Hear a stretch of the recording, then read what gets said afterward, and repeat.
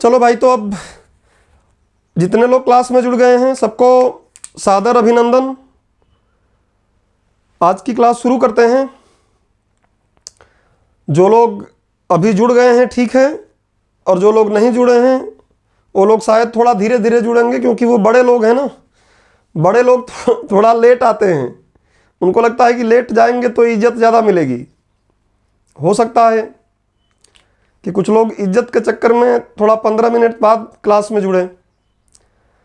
चलिए, तो सबसे पहले हम कोडिंग करते हैं क्लास की, और कोडिंग ऑलरेडी हुई है। इस पर हम लोग पढ़ रहे हैं विज्ञान के मौलिक सिद्धांत इस बैच में, और विज्ञान के मौलिक सिद्धांत में रसायन विज्ञान पढ़ रहे हैं, फिजिक्स और बायो भौतिक विज्ञान और जीव विज्ञान हो चुका है।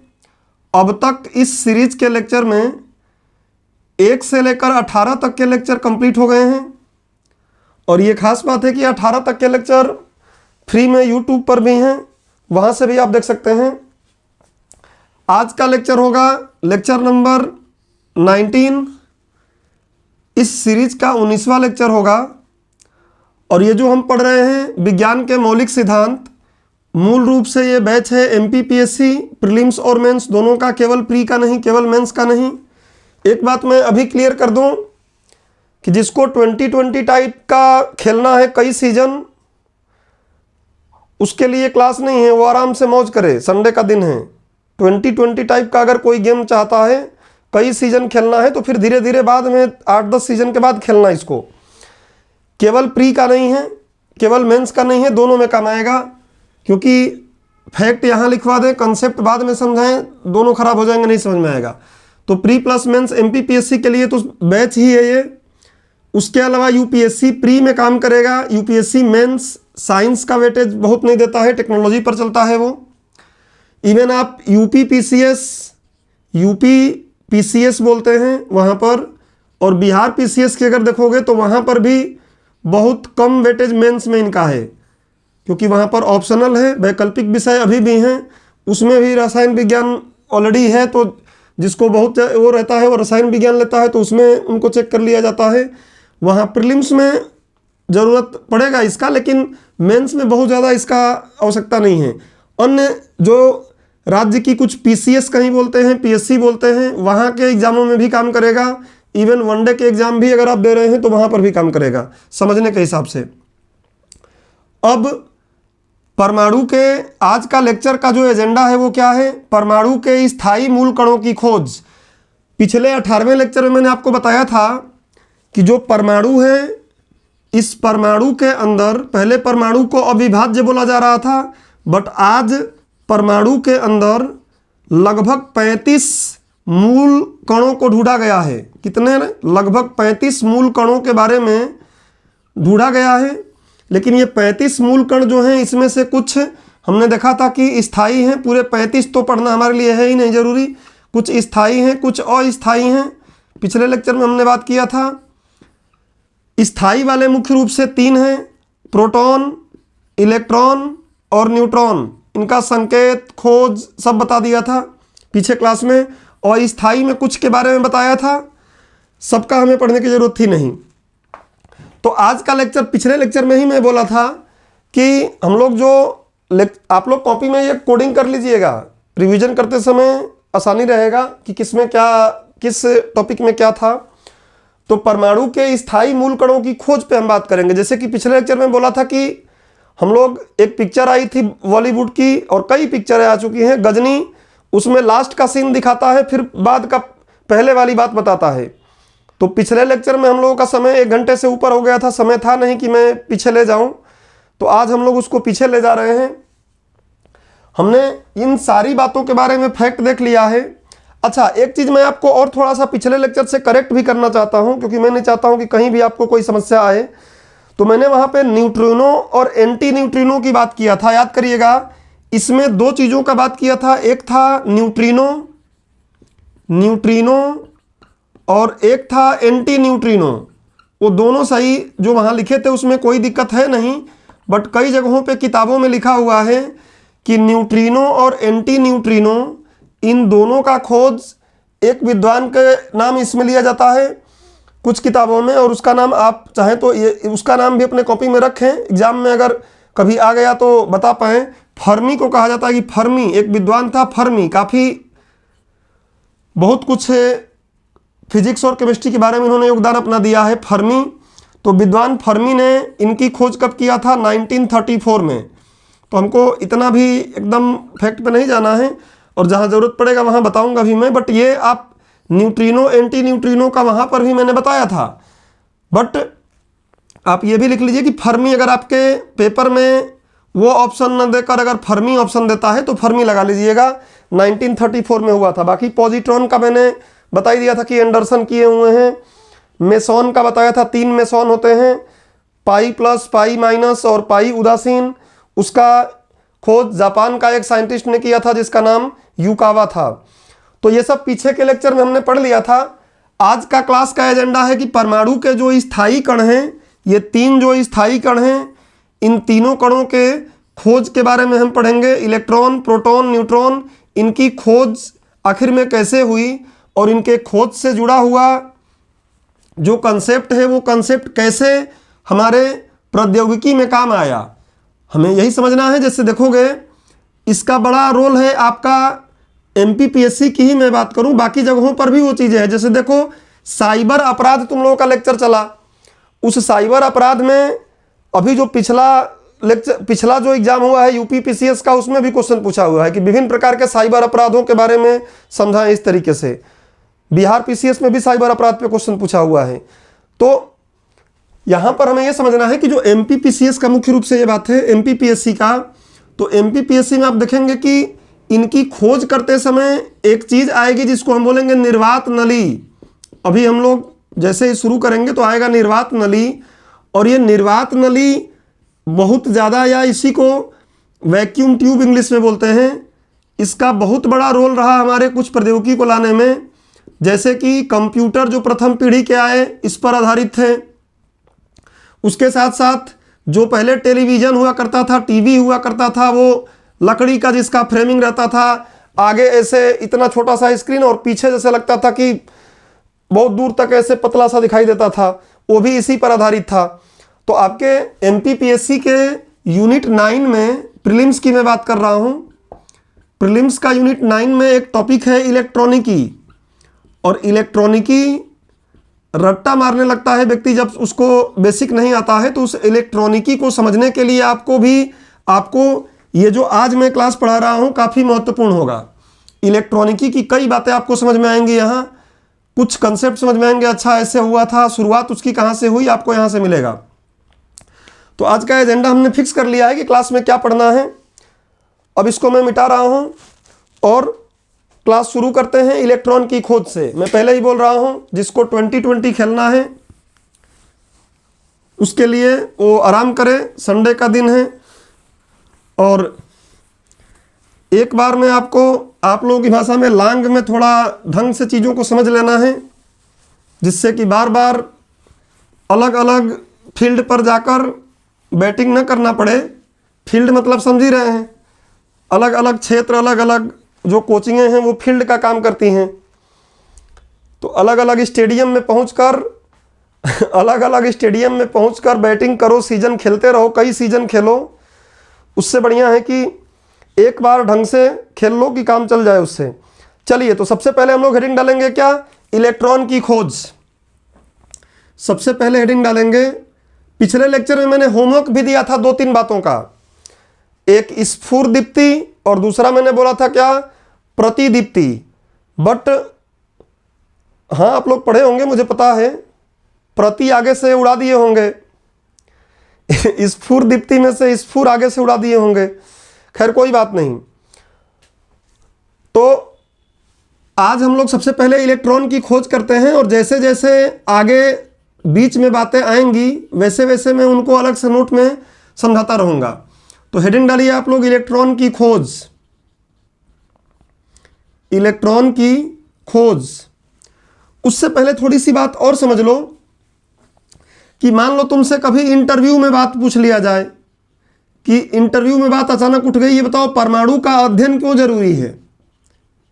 ऐसे क्वेश्चन कभी बन गए कि परमाणु का अध्ययन क्यों जरूरी है, तो आप क्या बताओगे? परमाणु का अध्ययन इसलिए जरूरी है कि इस पूरे ब्रह्मांड के पदार्थ का, पूरे ब्रह्मांड के जितने भी पदार्थ हैं उनका सबसे क्या है, ये उनका सबसे सूक्ष्म कण है। इलेक्ट्रॉन प्रोटॉन को हटाओ तो सूक्ष्म कण है। ब्रह्मांड के किस तरीके से चीज़ें बनी हुई हैं, क्या हुई हैं, इसको समझने के लिए हमें परमाणु का अध्ययन करना जरूरी है। और परमाणु का जब अध्ययन करना हम शुरू करेंगे तो थोड़ा सा और समझो क्या होगा।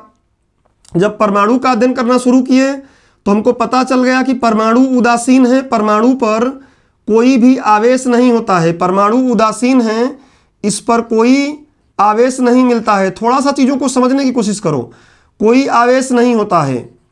अब होगा क्या कि बाद में इलेक्ट्रॉन की खोज हो जाएगी, और इलेक्ट्रॉन की जब खोज हो जाएगी, ये सब छोटी मोटी बातें आपको समझनी है कि इलेक्ट्रॉन की जब खोज हुई तो पता चल गया कि यार परमाणु के अंदर इलेक्ट्रॉन होता है। पहले इलेक्ट्रॉन की खोज हुई तो परमाणु के अंदर इलेक्ट्रॉन होता है, लेकिन इलेक्ट्रॉन के बारे में पता चला कि इलेक्ट्रॉन क्या होता है, ऋणावेशित होता है। हमने पीछे लेक्चर में इसलिए आपको पहले फैक्ट वाली बातें बता दिया, ऋणावेशित होता है।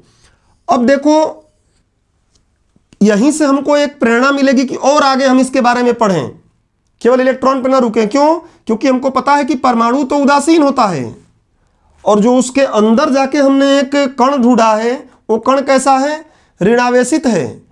तो ऋणावेशित है तो परमाणु उदासीन कैसे हो गया? अगर ऋणावेशित है इलेक्ट्रॉन और परमाणु अगर केवल इलेक्ट्रॉन से बना होता तो परमाणु भी ऋणावेशित होता, उस पर ऋण आवेश हमको मिलता, लेकिन नहीं मिला। तो इसने हमको प्रेरणा दिया क्या, इस पहले इन बेसिक बातों को समझ लो। इसने हमको प्रेरणा दिया कि हम क्या करें और इसके बारे में पढ़ें, क्योंकि कोई ना कोई और तत्व जरूर होगा इसमें जो धनावेशित होगा, इतना ही, इसलिए तो उदासीन है। तो इसकी प्रेरणा से हमने दूसरे तत्व ढूंढने की कोशिश की तो प्रोटॉन मिल गया, और प्रोटॉन पर हमने देखा कि एकदम इतना ही आवेश मिला जितना इलेक्ट्रॉन पे था, और इसीलिए परमाणु क्या होता है, उदासीन होता है।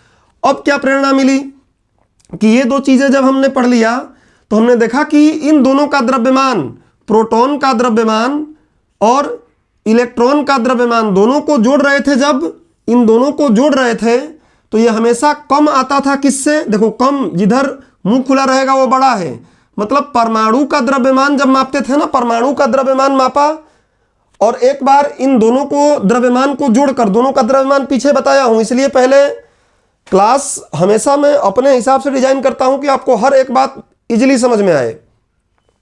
पहले लेक्चर में मैंने फैक्ट थोड़े से बताए कि कंसेप्ट समझने में आसानी रहेगी। कैसे ये चीजें हुई, बड़ी क्लास की बात नहीं है, छोटी क्लास की बात है, वहां हम समझते नहीं हैं।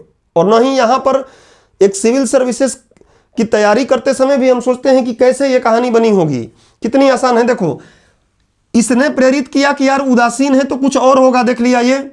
और न्यूट्रॉन का कैसे आया पता, न्यूट्रॉन क्यों पढ़ना पड़ा, तो हमने देखा कि प्रोटॉन और इलेक्ट्रॉन दोनों को जोड़ा जब, और परमाणु को अलग से जब तौल के देखा तो देखा कि दोनों का जो द्रव्यमान है वो तो क्या है, अलग अलग आ रहा है। परमाणु का द्रव्यमान ज्यादा आ रहा है, प्रोटॉन और इलेक्ट्रॉन का द्रव्यमान कम आ रहा है जोड़ने पर। मतलब पक्का है कि परमाणु में और कुछ है, और कोई चीज है परमाणु में, नहीं तो ऐसा नहीं होता। तो इस बात ने हमको प्रेरणा दिया कि और पढ़े, परमाणु के अंदर और कुछ ढूंढे, और ढूंढे तो हमको मिल गया क्या, न्यूट्रॉन। और ये तीन की बात केवल हम कर रहे हैं यहाँ पे जीएस लेवल पर, तो इन तीन के बारे में मैंने बता दिया। एंटी न्यूट्रिनो, न्यूट्रिनो, पाई मेसॉन, इन सब की बातें नहीं कर रहा हूं मैं। इन तीन का कोरिलेशन आपको पहले मैं समझा दिया कि परमाणु का अध्ययन क्यों जरूरी है। परमाणु को एक सबसे सूक्ष्म है, देख रहे हैं कि चलता आ रहा था, बाद में पता चला नहीं भैया उसके अंदर इलेक्ट्रॉन है। तो केवल इलेक्ट्रॉन पढ़ने के बाद कैसे हमको मोटिवेशन, कैसे प्रेरणा मिली कि हम आगे और पढ़ के दूसरा चीज ढूंढें, और फिर कैसे पता चला कि हम उसके अलावा और कुछ ढूंढें। तो इन तीनों का क्रमशः विकास होने का जो प्रेरणाएं थी, जो कारण था, उन कारणों को यहाँ आपने समझ लिया है। किसी का एप्लीकेशन नहीं चल रहा है और इसलिए वो लोग मैसेज कर रहे हैं, बस ठीक है, अब अभी बीच में कुछ नहीं कर सकते। ये बात समझ में तुम लोगों को आ गई क्या? ये बात समझ में आ गई? एक काम करो, इलेक्ट्रॉन की खोज से पहले तुम नोट डाल लो। एक इलेक्ट्रॉन की खोज तो डाले ही हो ना, कोई बात नहीं, उसके जस्ट नीचे नोट डाल लो। इसको तो पढ़ना है, हमारा हेडिंग है। पहले नोट डाल के 2 लाइन लिख लो, थोड़ा 2-4 लाइन लिखो। परमाणु ब्रह्मांड के, नोट डाल के लिखो, परमाणु ब्रह्मांड के सभी तत्वों के लिए, परमाणु ब्रह्मांड के सभी तत्वों के लिए उनकी सरलतम इकाई है, उनकी सरलतम इकाई है, परमाणु ब्रह्मांड के सभी तत्वों के लिए उनकी सरलतम इकाई है। अतः परमाणु संरचना का अध्ययन, अतः परमाणु की संरचना का अध्ययन, परमाणु संरचना हमारा टॉपिक अगले लेक्चर से बनेगा। फिर परमाणु की कई संरचनाएं हम देखेंगे कि कौन कौन से मॉडल दिए गए हैं, कौन सबसे बढ़िया मॉडल है अभी। अतः परमाणु संरचना का अध्ययन एक अति आवश्यक विषय माना गया है। अतः परमाणु की संरचना का अध्ययन एक अति आवश्यक विषय माना गया है।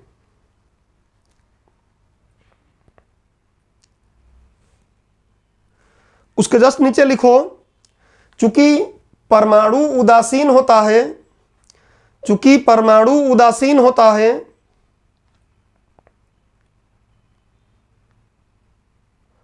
और जब पता चला कि परमाणु भी विभाजित हो सकता है, और जब पता चला कि परमाणु भी विभाजित हो सकता है, तो सर्वप्रथम इलेक्ट्रॉन की खोज की गई।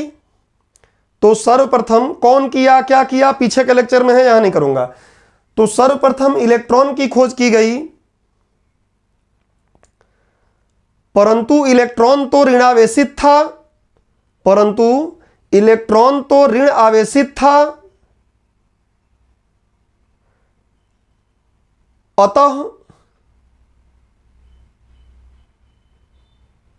यह स्पष्ट हो गया कि इलेक्ट्रॉन के अलावा,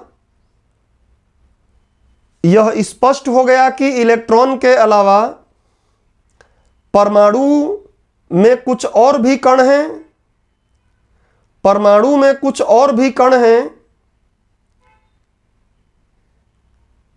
जिसके कारण परमाणु उदासीन बना हुआ है। और भी कण हैं जिसके कारण परमाणु उदासीन बना हुआ है।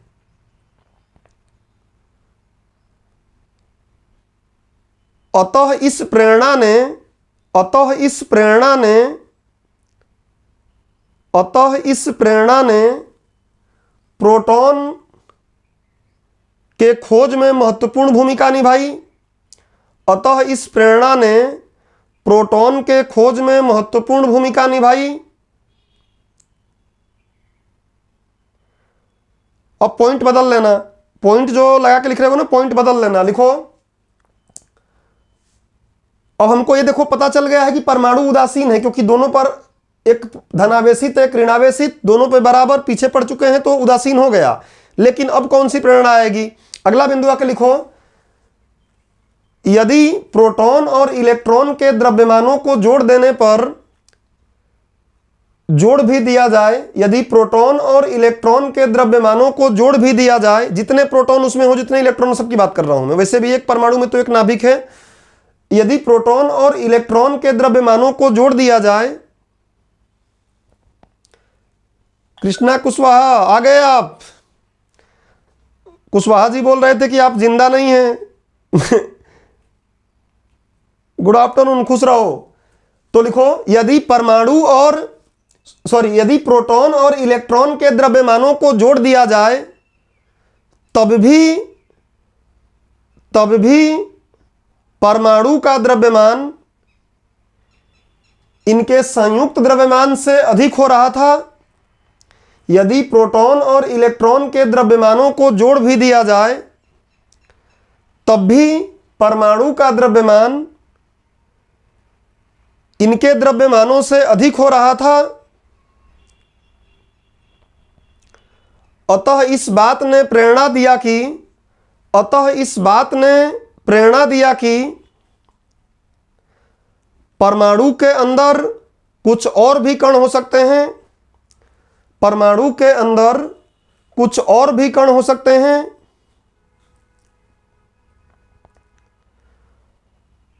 और इसके कारण ही न्यूट्रॉन की खोज हुई।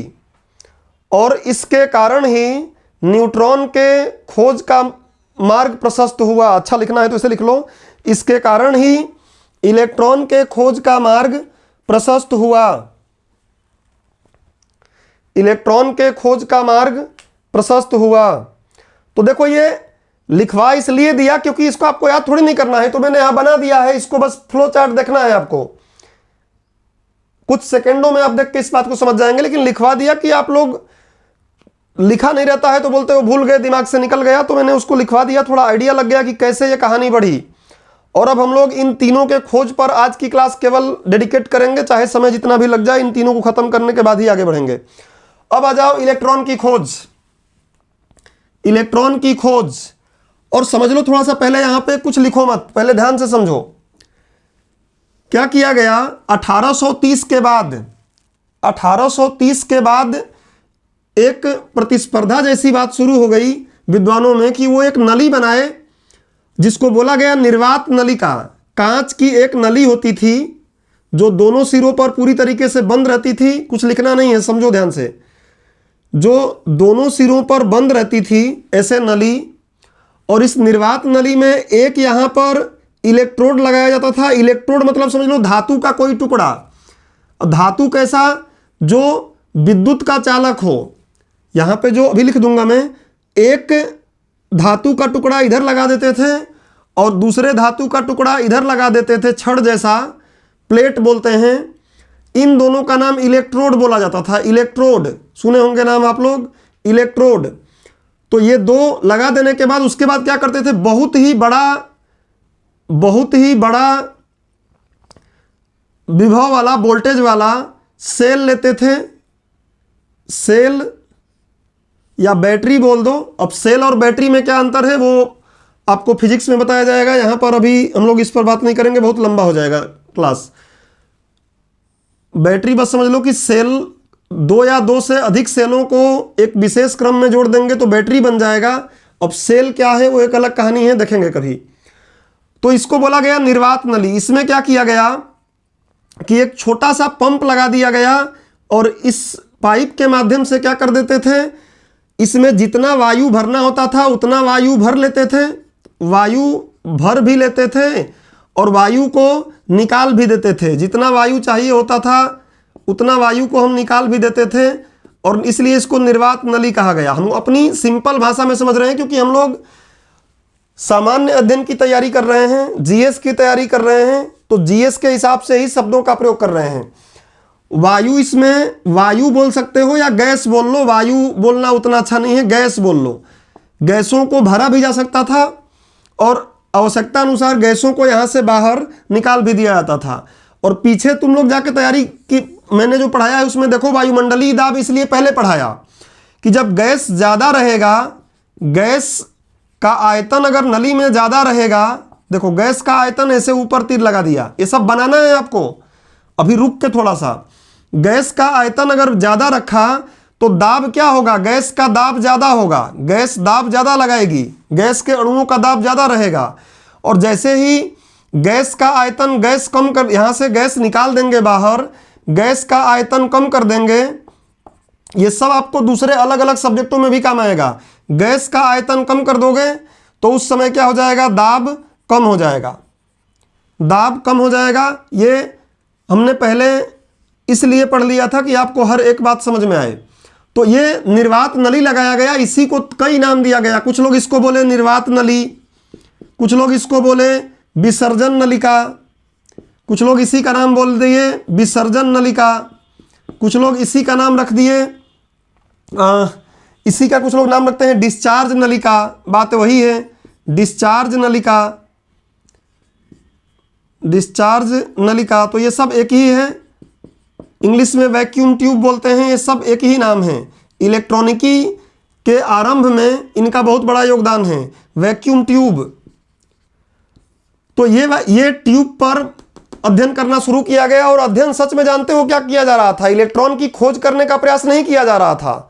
क्या जा रहा था, तो ये देखा जा रहा था कि क्या गैसों में विद्युत बह सकती है, गैसों में विद्युत बह सकती है। क्योंकि इससे पहले एक विद्वान था जिसका नाम था फैराडे, ये भी हम कहीं आगे केमिस्ट्री में पढ़ेंगे ही, जब चालक कुचालक पढ़ेंगे, धातु अधातु, उस चैप्टर में फैराडे ने क्या किया कि कुछ द्रव लिया, कुछ लिक्विड लिया द्रव, और इस द्रव में देखा कि कुछ द्रवों में, ये सब आपको कॉपी में साइड में लिखते रहना है, कुछ द्रव में क्या हो रहा था, विद्युत धारा बह जा रही थी, कुछ द्रवों में विद्युत धारा प्रवाहित हो जा रही थी, कुछ द्रवों में विद्युत धारा प्रवाहित हो जा रही थी और कुछ द्रवों में विद्युत धारा प्रवाहित नहीं हो पा रही थी। जिन द्रवों में विद्युत धारा प्रवाहित हो पा रही थी, क्यों हो रही थी, फिजिक्स का टॉपिक है, कभी देखेंगे आराम से, अभी थोड़ा बेसिक को समझ लो। जिन द्रवों में विद्युत धारा प्रवाहित हो जा रही थी उसका नाम उसने दिया क्या, विद्युत अपघट्य। उसका नाम दिया क्या, विद्युत अपघट्य। नाम सुने होंगे तुम लोग इलेक्ट्रोलाइट। इलेक्ट्रोलाइट का सिंपल परिभाषा अगर अपने हिसाब से हम दें तो बोलेंगे ऐसे द्रव लिक्विड जिसमें विद्युत धारा प्रवाहित हो जाती है, विद्युत अपघट्य इलेक्ट्रोलाइट कहलाते हैं। बहुत से हैं, जैसे हमारा ये मिनरल वाटर है, शुद्ध जल में नहीं होता। मिनरल वाटर में देखो लाइट, अगर बिजली गिर जाती है, करंट का अगर तार, तो व्यक्ति को पकड़ लेता है, करंट लग जाती है। और कुछ ऐसे होते हैं जिनमें विद्युत धारा नहीं बहती है, उसको हम क्या बोलते हैं कि वो विद्युत अपघट्य नहीं है, विद्युत अनअपघट्य बोल देंगे, नॉन इलेक्ट्रोलाइट बोल देंगे। तो ये बात आपको दिमाग में, ये बात जब फैराडे साहब ने 1830 में बताया तो कुछ विद्वानों को लगा कि हम भी कुछ तूफानी करते हैं। और अक्सर देखोगे ऐसा होता है, कंपटीशन अक्सर तभी होता है जब कोई अपना करीबी, कोई अपना मित्र कुछ अच्छा काम कर दे या कुछ बुरा काम कर दे। जैसे अभी कुशवाहा जी देखो, इनका एकदम परम मित्र जो है उसने एप्लीकेशन पर सस्पिशियस एक्टिविटी किया तो इन्होंने भी कंपटीशन में आके किया, इनका भी एप्लीकेशन बंद हो गया। अगर हमारा पड़ोसी यूपीएससी क्रैक कर देना तो मम्मी पापा आप सब में एक जोश भर जाएगा कि हम भी करेंगे, हम भी करेंगे। वो बात अलग है कि इंदौर आने के बाद, दिल्ली आने के बाद फिर वो 2020 खेलने लगते हैं, अलग बात है, लेकिन लग तो जाता ही है कि हाँ हम भी निकालेंगे, हम भी ये करेंगे ही। तो वैसे ही फैराडे साहब जब द्रव में बता दिए तो बाकियों को लगा कि हम तो गैस में करके दिखाएंगे, गैस में विद्युत धारा बह जाएगी कि नहीं बह जाएगी करके दिखाएंगे। तो सच कहें तो ये सब जितने भी विद्वान थे, अभी नाम लिखवाऊंगा उनका मैं, सब यही जानना चाह रहे थे कि क्या गैसों में विद्युत धारा बह सकती है। अरे वो तो प्रकृति की भला हो कि गैसों में विद्युत धारा नहीं बह रही है, नहीं तो गैसों में विद्युत धारा बहती तब तो हालत बिगड़ जाता ना। बहुत से नंगे वायर आसपास में पड़े होंगे, उन नंगे वायर से वायु टकरा के आ रही है, धारा बनती, तो हम लोग जी ही नहीं पाते यहाँ। तो प्रकृति बड़ा ढंग से चीज़ें स्ट्रक्चर बनाई हुई है, लेकिन ये लोग चाह रहे थे कि क्या गैसों में भी धारा बह सकती है। तो इसमें गैस भर ले रहे थे और गैस भर के क्या करते थे, यहाँ पर खूब उच्च वोल्टेज लगाते थे, बहुत बड़ा वोल्टेज लगाते थे, बहुत बड़े बड़े वोल्टेज लगाते थे, 10,000 वोल्ट का वोल्टेज लगा देते थे, इससे भी बड़ा बड़ा वोल्टेज लगा देते थे। और जब ज़्यादा गैस भरे रहते थे तो देखते थे कि इसमें कुछ नहीं हो रहा है, धारा हमारा कुछ नहीं बन रही है। और जैसे ही गैस का दाब को कम कर दे रहे थे, निम्न दाब कर दे रहे थे, गैस को निकाल दे रहे थे, निम्न दाब कर दे रहे थे, और इसलिए तो निर्वात नली है, जितना चाहो उतना इसमें से गैस निकाल दो। तो निम्न दाब जब कर दे रहे थे तो देखे कि भैया यहाँ से ये जो माइनस वाला है ना, हमेशा बैटरी को ऐसे दिखाते हैं माइनस, माइनस वाले का नाम था कैथोड। ध्यान रखना कि माइनस वाले का नाम दिया जाता है क्या, कैथोड। ये इलेक्ट्रोड जो डंडा यहाँ पे है, और इस डंडे का नाम दिया जाता है क्या, एनोड। तो शुरू में देखा गया कि ये कैथोड से एनोड की तरफ एक प्रवाह चलता है, एक धारा चलने लगती है, और उसी धारा का नाम दिया गया क्या, पहले नाम दिया गया कैथोड किरण। और इसी कैथोड किरण बोला गया कि भैया जो कैथोड किरण है ये किन चीज़ों से मिलकर बनी है। तो बताया गया कि कैथोड किरण इलेक्ट्रॉनों के कारण चल रही है, इलेक्ट्रॉन इसके मूल पार्टिकल है, इलेक्ट्रॉन के कारण ही ये कैथोड किरण चल रही है। तो फिर सुनो एक बार इलेक्ट्रॉन की खोज के बारे में, लंबी कहानी हुई, अब थोड़ा इसको शार्ट में समझ लो। समझ रहे हैं आप लोग ना, अभी जो बताया समझ में आया, अभी जो बताया इतनी बात समझ में आई क्या। तो अभी तो लैंग में हुआ, थोड़ा सा आपको बेस बनाया, अब इसको शार्ट में समझो आपकी भाषा में क्या है कि इलेक्ट्रॉन की खोज करते समय क्या किया गया, एक निर्वात नली लिया गया। निर्वात नली आपको समझ में आई गई है क्या है, एग्जाम में निर्वात नली पूछेगा तो सब जानते हैं, बता सकते हैं, पूछेगा ही नहीं। तो इसको उच्च वोल्टेज की बैटरी से जोड़ा गया और इसमें गैस जो भरा गया, जो भी गैस लिया गया, उस गैस का दाब बहुत कम कर दिया गया, मतलब निर्वात जैसा बहुत कम इसमें आयतन उसका रखा गया। तो देखा गया कि ये जो यहाँ से एक धारा जैसी चीज़ें चलने लगती हैं, एक रेखित धाराएं चलने लगती हैं, और मैं ऊपर नीचे से बना रहा हूँ, इससे तंग नहीं होना है, सीधी चलती है, अभी बताऊंगा मैं, सीधी रेखा में चलती हैं कैसे, सब बताऊंगा अभी। तो यहाँ से धारा चलने लगी और इन्हीं धाराओं का नाम दिया गया, इन्हीं किरणों का नाम दिया गया क्या, कैथोड किरण। ये पता कैसे चल रहा था, तो पता चल रहा था ये कांच है ना यहाँ पे, तो इस कांच पर कुछ लेप लगा दे रहे थे, अभी बताऊंगा मैं, प्रतिदीप्त पदार्थ का, और वहां जाके टकरा के ये हरे रंग का प्रकाश बना रहे थे, चमक रहे थे, हरे रंग का प्रकाश। तो समझ में आ रहा था कि हाँ कोई चीज चल रही है यहाँ पे, उसका नाम दिया गया कैथोड किरण। और कैथोड किरणों के खोज से ही क्या हुआ, इलेक्ट्रॉन की खोज हुई। तो अब थोड़ा सा आप लोग लिखेंगे, अब थोड़ा हेडिंग डालो, पहले लिखे हो क्या, इलेक्ट्रॉन की खोज। तो इलेक्ट्रॉन की खोज में लिखो, सबसे पहले इलेक्ट्रॉन की खोज में लिखिए, इलेक्ट्रॉन की खोज की यात्रा, इलेक्ट्रॉन के खोज की यात्रा, इलेक्ट्रॉन चिंगारी, आप लोगों की भाषा में चिंगारी यात्रा, ठीक है ना, चिंगारी। इलेक्ट्रॉन के खोज की यात्रा कैथोड किरणों की खोज के साथ प्रारंभ हुई। प्रीलिम्स में पूछ सकता है, कैथोड किरणों की खोज के साथ प्रारंभ हुई। 9th क्लास का जो किताब देखे हैं आप, चैप्टर 3 चैप्टर 4, उसमें भी मिलेगा। कैथोड किरणों के खोज के साथ हुई। इसके जस्ट नीचे लिख लो, कैथोड किरणों के अध्ययन में महत्वपूर्ण भूमिका, कैथोड किरणों के अध्ययन में या खोज में लिखो, कैथोड किरणों के खोज में मुख्य भूमिका जूलियस प्लकर, कुछ विद्वान हैं उनका नाम लिख लो, फिर मैं इसको मिटाऊंगा अभी। जूलियस प्लकर, सबसे महत्वपूर्ण योगदान इसका है। जूलियस प्लकर, शुरुआत इसने ही ये किया था, चिंगारी यही लगाया था, बाकी आगे आए। जूलियस प्लकर, जे थॉमसन, कहीं कहीं हिंदी में टॉमसन लिखा रहता है, टॉमसन लिखा रहता है, आपकी मर्जी, आप भी लिख सकते हो वैसा, जे थॉमसन। उसके बाद एक और व्यक्ति थे जिनका नाम था स्टोनी, पीछे की क्लास में बता दिया था इनका नाम, स्टोनी, जिन्होंने इलेक्ट्रॉन नाम रखा था स्टोनी। एक और व्यक्ति थे जिनका नाम था क्या, विलियम क्रूक्स। इन सब लोगों का महत्वपूर्ण योगदान रहा है, कभी प्रीलिम्स में पूछ ले फैक्ट के तौर पर तो हमको याद रहे, विलियम क्रूक्स। और एक और थे जिनका नाम था पेरिन करके, जिन्होंने बताया था कि ये ऋणावेशित होता है। तो एक और व्यक्ति थे जिनका नाम था जे पेरिन, लिख लो, जेम्स पेरिन या जे पेरिन की भूमिका रही है। इलेक्ट्रॉन की खोज में Julius Plucker, J Thomson, stony, William crooks एवं जे पेरिन जैसे विद्वानों का महत्वपूर्ण योगदान रहा है, महत्वपूर्ण योगदान रहा है।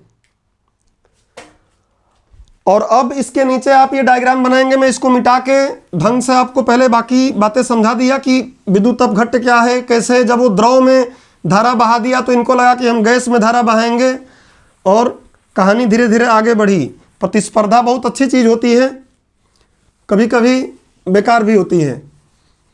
एनवायरनमेंट में भी हम पढ़ते हैं प्रतिस्पर्धा, जिसमें दोनों पार्टिसिपेंट को नुकसान होता है, सहजीविता, स्वभोजिता, ये सब एनवायरनमेंट में पढ़ते हैं ना। चलो अब इसके जस्ट नीचे डायग्राम बनाओ और लिखो, डायग्राम ऐसे बना लो, उसके जस्ट नीचे मेंस में क्या भरोसा, एमपीपीएससी साइंस का बहुत वेटेज दिया हुआ है मेंस में भी, तो एमपीपीएससी में मेंस में भी पूछा सकता है। यह निर्वात नली है, निर्वात नली में 2 इलेक्ट्रोड लगा दिए गए हैं। इलेक्ट्रोड में ये बैटरी, बहुत उच्च वोल्टेज की बैटरी लगाई जा रही है, यहाँ से वोल्टेज घटाया बढ़ाया जा सकता है। 10-12 हज़ार का वोल्टेज का लगाते थे ये लोग बैटरी यहाँ पे, तो ये वोल्टेज है, यहाँ से वोल्टेज लगाया जाएगा, जो वोल्टेज उच्च रहेगा, ये ध्यान रखना है। और जो यहाँ पे गैस का दाब है, ये निर्वात पंप है, जो गैस का दाब है ये क्या रहता है, निम्न दाब वाली गैस रहेगी, निम्न दाब गैस का रहेगा। और इसमें जब इन्होंने ऐसा किया तो देखा कि यहाँ से एक किरण चलना शुरू कर दी हैं और इन्हीं किरणों का नाम रखा गया क्या? कैथोड किरण। ये चलती हैं किससे? माइनस से जो जुड़ता है उसका नाम कैथोड, तो कैथोड इसको बोलते हैं, और जो प्लस से जुड़ता है उसको हम बोलते हैं एनोड। तो ध्यान रखिएगा कि इसलिए इसको नाम कैथोड किरण बोला गया क्योंकि कैथोड से निकल के एनोड पे जा रही थी, कैथोड से निकल के एनोड पे जा रही थी, इसलिए इनको बोला गया कैथोड किरण। ये डायग्राम बना लिए हो तो नीचे लिखो। अब बन गया है थॉमसन, हाँ थॉमसन नहीं थॉमसन लिखो, इसको लिखो। ये डायग्राम ऐसे बना लिए होगे अगर तो लिखो इसको निर्वात पंप लिख लेना। ये भी बता दिया कि निर्वात पंप है, गैस को चूस कर बाहर कर देता है जब भी जरूरत पड़ती है। इन दोनों को, इसको मैं P1 P2 अगर नाम दे दूं तो इस P1 P2 को एक साथ में बोलोगे तो इसी को, यह है तो धातु की प्लेटें, धातु की प्लेटें हैं जिस पे धारा बह जाती है, लेकिन इसको हम लोग केमिस्ट्री की भाषा में बोलते हैं इलेक्ट्रोड। इलेक्ट्रोड, इलेक्ट्रोड दो, एक एनोड और एक कैथोड। तो ये डायग्राम बन गया। नीचे 2-4 लाइन में इसको निपटाओ। लिखो, विद्वान जूलियस प्लकर ने, अभी सब समझा दिया, अब उसी बात को लिख रहे हैं। विद्वान जूलियस प्लकर ने, प्लकर पहले नाम लिख दिया हूं, विद्वान जूलियस प्लकर ने विसर्जन नलिका में, विसर्जन नलिका भी समझ गए हैं कि क्या है, कई नाम इसका लिखवा दिया मैं। विसर्जन नलिका में निम्न दाब तथा उच्च विभव पर, निम्न दाब तथा उच्च विभव पर विद्युत धारा प्रवाहित की। तो निम्न दाब एवं उच्च विभव पर वोल्टेज, विभव फिजिक्स की बातें पढ़ चुके हैं, उच्च विभव पर विद्युत धारा प्रवाहित किया तो उन्होंने पाया कि कैथोड की प्लेट से कुछ अदृश्य किरणें निकलती हैं, कैथोड की प्लेट से कुछ अदृश्य किरणें निकलती हैं, अदृश्य, नग्न आंखों से दिखाई नहीं देंगी, कुछ अदृश्य किरणें निकलती हैं, कुछ अदृश्य किरणें निकलती हैं जो नली की दीवार से टकराकर, ये एनोड का इधर बता रहा था ना, इधर लिखो, जो नली की दीवार से टकराकर, जो नली की दीवार से, किसकी? विसर्जन नली, नली की दीवार से टकराकर, नली की दीवार से टकराकर हरे रंग का, हरे रंग की चमक पैदा करती हैं, हरे रंग का चमक पैदा करती हैं, हरे रंग का चमक पैदा करती हैं। इन किरणों को कैथोड किरण का नाम दिया गया, इन किरणों को कैथोड किरण का नाम दिया गया क्योंकि कैथोड से निकल रही थी, तो कैथोड किरण। किसने दिया कैथोड किरण नाम? दिमाग में रखो, फैक्ट के तौर पर जे थॉमसन। प्लकर भाई साहब ने यह काम किया, लेकिन जे थॉमसन ने दिया नाम, कैथोड किरण नाम दिया गया। तो प्लकर साहब ने इतना काम कर दिया, लेकिन कहानी हमेशा चिंगारी से आगे बढ़ती है। ये चिंगारी लगा गए, अब ये इतना करके बता दिए कि ऐसा होता है, लेकिन इसका अध्ययन करने के पीछे दो लोग एकदम पागल हो गए कि हम इसको पढ़ के ही इसके बारे में सब कुछ बता के रहेंगे। तो एक जे थॉमसन, अभी रुक जाओ मैं बोल रहा हूँ, जे थॉमसन, और दूसरा व्यक्ति था जिसका नाम था क्रूक्स, विलियम क्रूक्स। तो जे थॉमसन और विलियम क्रूक्स इसका पूरा अध्ययन करने लगे कि ऐसा हो क्यों रहा है, आखिर में क्या कारण है कि ऐसा हो रहा है। उन्होंने कारण ढूंढने का प्रयास कर दिया। तो विलियम क्रूक्स, हम लोग उतना ही पढ़ेंगे जितना हमारे काम का है, एकदम अंदर नहीं जाएंगे। जे थॉमसन और विलियम क्रूक्स इसके अध्ययन को और आगे बढ़ाए। तो इसके जस्ट नीचे लिखो, इसके जस्ट नीचे लिखो, इन कैथोड किरणों के गुणों को समझने के लिए, लाइन बदल बदल के पॉइंट बना के लिखना, इन कैथोड किरणों के गुणों को समझने के लिए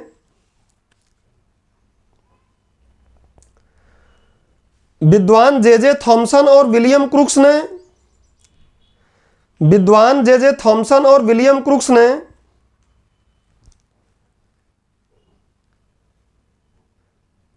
इस पर विस्तार से अध्ययन करना प्रारंभ किया।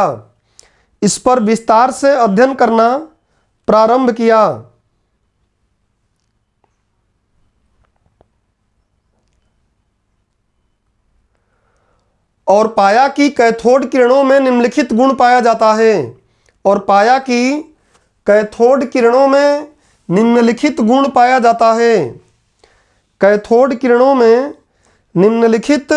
गुण पाया जाता है। बहुत छोटी छोटी चीज़ें हैं, आराम से उसको समझते रहो। पहले मैं बोला हूं कि हम समझ के लिए पढ़ रहे हैं, कि हमको बातें जो फैक्ट याद करते हैं ना उधर, वो फैक्ट हमको दिमाग में रहे। कभी केमिस्ट्री वगैरह से 12वीं तक केमिस्ट्री पढ़े हो, इंटरव्यू में किसी कारणवश क्वेश्चन उठ गया एकदम, तो बेसिक चीज़ों का जवाब आसानी से दे पाओ किसी को। तो अब क्या इसके आगे उन्होंने क्या गुण देखा, सबसे पहला नंबर डालोगे कि क्या क्या गुण देखे। पहला गुण देखो, केवल डायग्राम बना के हम छोड़ देंगे, आप करते रहोगे उसको। पहले क्या किया गया कि ये कैथोड किरण को अब मैं ऐसे दिखाऊंगा। देखो यहाँ पे ऐसे माइनस कर दिया, समझ जाओ कि ये कैथोड प्लेट है। एक ऐसे इलेक्ट्रोड लगाया पट्टी और ऐसे जोड़ा इसको तार से माइनस से, तो ये क्या है, कैथोड। और ये कैथोड से निकल रही हैं क्या, तरंगें, जो किरणें निकल रही हैं वो निकल रही हैं। अब इनके रास्ते में क्या कर दिया गया, एक अपारदर्शी पदार्थ रख दिया गया। अपारदर्शी पदार्थ मतलब जो अपने अंदर से प्रकाश को नहीं निकलने देता, जो अपने अंदर से प्रकाश को आर पार नहीं होने देता, उसको बोलते हैं अपारदर्शी। तो एक अपारदर्शी पदार्थ रखा उसने, और अपारदर्शी पदार्थ जब रखा तो उसने देखा कि यहाँ पर जो दूसरा साइड हमारा एनोड है, वहाँ पर एक इसकी छाया बन गई। वहाँ पर इसी अपारदर्शी पदार्थ की एक छाया बन गई। और जब छाया बन गई, इसका मतलब क्या समझ में आ रहा है कि ये सीधी रेखा में चलती हैं। देखो जो ऐसे सीधी गई, यहाँ पे ये इतनी पहुँच ही नहीं पाई, बाकी तो पहुँच गई सब यहाँ। तो बाकी जगहों पर चमक दिखाई दी, लेकिन इतने जगह पर छाया दिखाई दी, क्योंकि इतने जगहों पर जितनी भी रेखाएं थीं वो सीधी उनको जानी थी, और ये जाने नहीं दिया। और ये मुड़ के जा नहीं सकती, इनका गुण ही नहीं कि मुड़ के जाना है हमें। जैसे प्रकाश क्या होता है, सीधी रेखा में चलता है। छाया क्यों बनती है, कई बार बोलते हो ना कि सर आप पढ़ाते हैं तो हाथ का बोर्ड पर छाया बन जाता है, यही कारण है। हाथ हमारा जो है क्या है, अपारदर्शी है, प्रकाश को अपने अंदर से घुसने नहीं दे रहा है। तो एक तरफ तो इस पर प्रकाश पड़ रहा है, अब ये प्रकाश, इतना प्रकाश यहाँ से इधर पास नहीं हो पाया, तो उतने जगह पे क्या हो जाएगा, डार्कनेस आ जाएगा, छाया इसका बन जाएगा। इधर लाइट है तो इस साइड में छाया बन जाएगी, इधर लाइट है तो इस साइड में छाया बन जाएगी। देखते हो ना। तो ये बेसिक गुण है कि अगर कोई भी चीज सीधी रेखा में चल रही है और बीच में कोई ऐसा अवरोध रख दो जो अपारदर्शी है, तो उसका छाया बन जाएगा, उसकी परछाई बन जाएगी।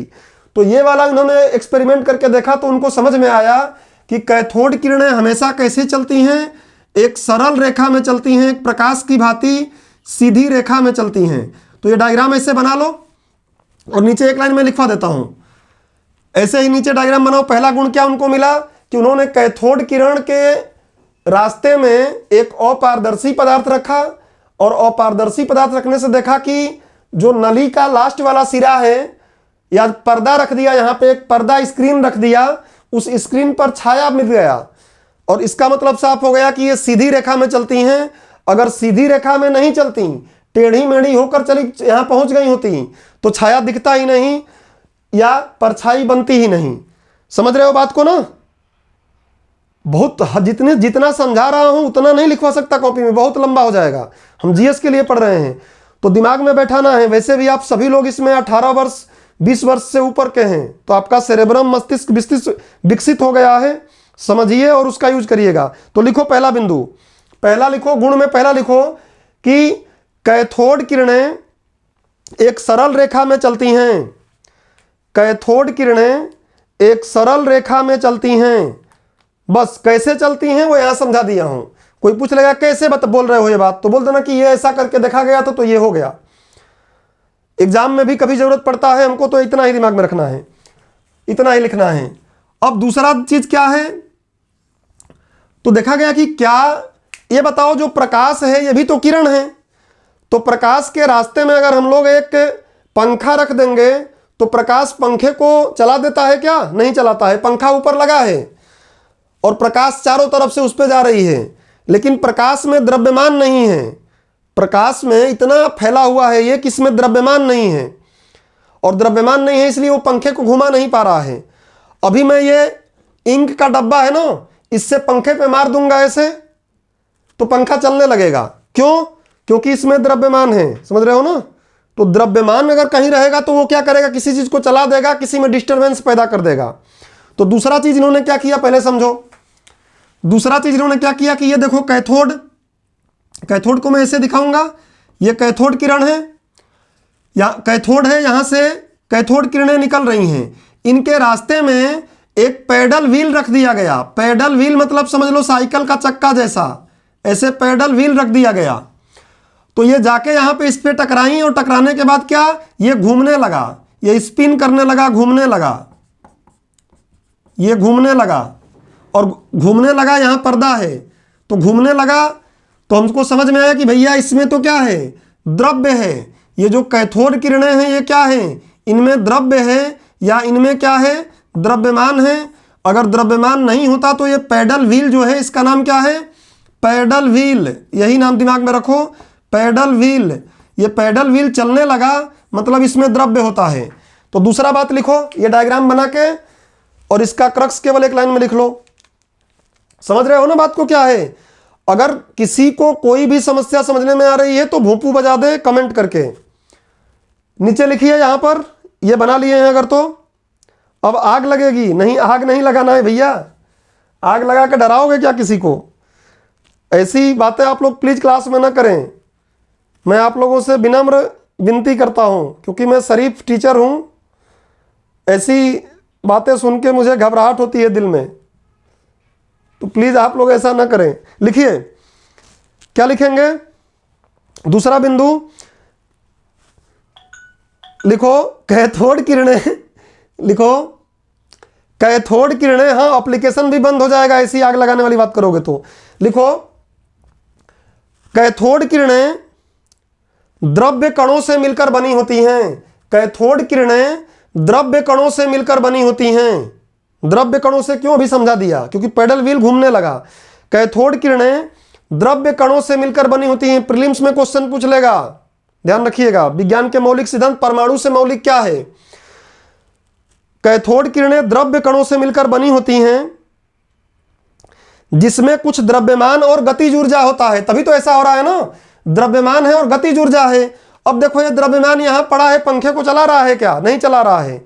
इसको गतिज ऊर्जा दे दूंगा, मार दूंगा, पंखे पर जाके चलाने लगेगा। तो इसमें द्रव्यमान और गतिज ऊर्जा दोनों रहेगा। द्रव्यमान और गतिज ऊर्जा दोनों रहेगा तभी पैडल व्हील चलेगा। तो लिखो, जिनमें क्या लिखे हो? द्रव्य से मिलकर बनी होती हैं जिनमें कुछ द्रव्यमान व गतिज ऊर्जा होता है। और द्रव्य क्या है? इसलिए शुरुआत लेक्चर की लेक्चर 1 से हमने द्रव्य से किया था। लेक्चर को डिजाइन ऐसे किया गया कि भले 40 लेक्चर बन जाए केमिस्ट्री के, लेकिन जब भी किसी को पढ़ना हो केमिस्ट्री सिविल सर्विसेज के लिए, लेक्चर 1 से लेक्चर लास्ट तक देख लेगा। उसके बाद उसको कहीं नहीं जाने की जरूरत पड़ेगी केमिस्ट्री के लिए, क्योंकि ये तो आपको मैं ये पूरा फ्री यूट्यूब पर भी उपलब्ध करा रहा हूं। तो लिखो, अब तीसरा बिंदु देखो। तीसरा बिंदु क्या देखा गया? इधर देखो कि हमने क्या किया, एक प्लस धनावेशित प्लेट लिया, इस पर धन आवेश जोड़ दिया, और इधर क्या, ऋणावेशित प्लेट लिया, और उसके बाद यहां कैथोड किरण लिया। ये कैथोड किरण लिया, कैथोड प्लेट लिया, तो यहां से किरणें चलना शुरू हुई।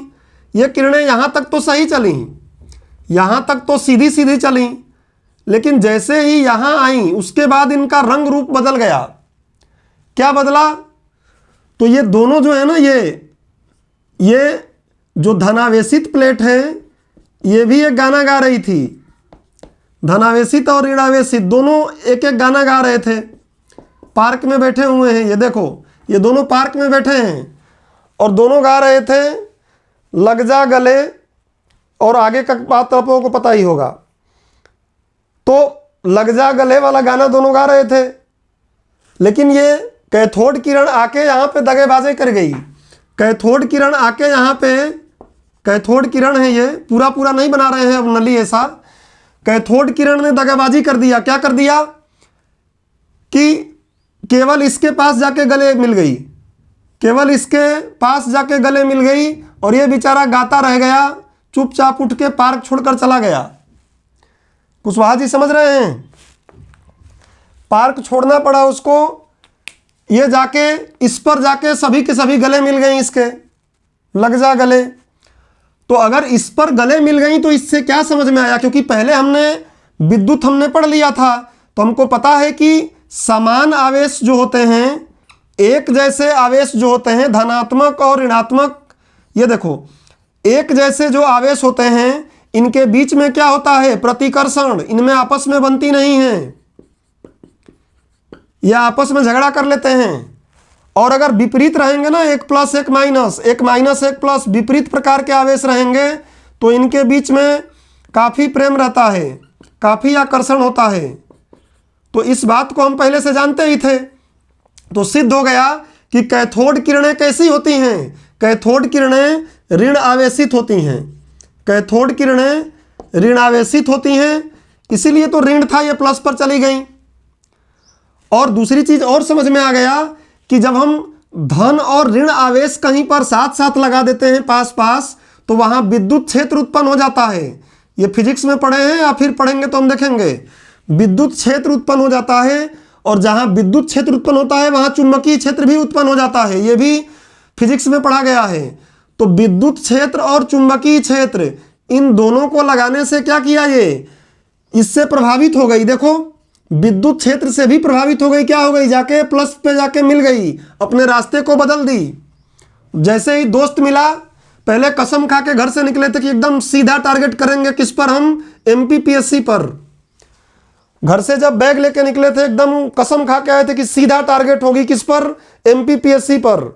जैसे ही आए पार्क में, दिल्ली या इंदौर, तो ये मिल गए, और उसके बाद फिर क्या हो गया, ये क्षेत्र मिल गया, विद्युत क्षेत्र चुंबकीय क्षेत्र जैसा क्षेत्र मिल गया, किसी एक क्षेत्र की तरफ क्या हो गए, विक्षेपित हो गए, और पीएससी जो प्राइमरी हमारा कार्य था उसको भूल गए।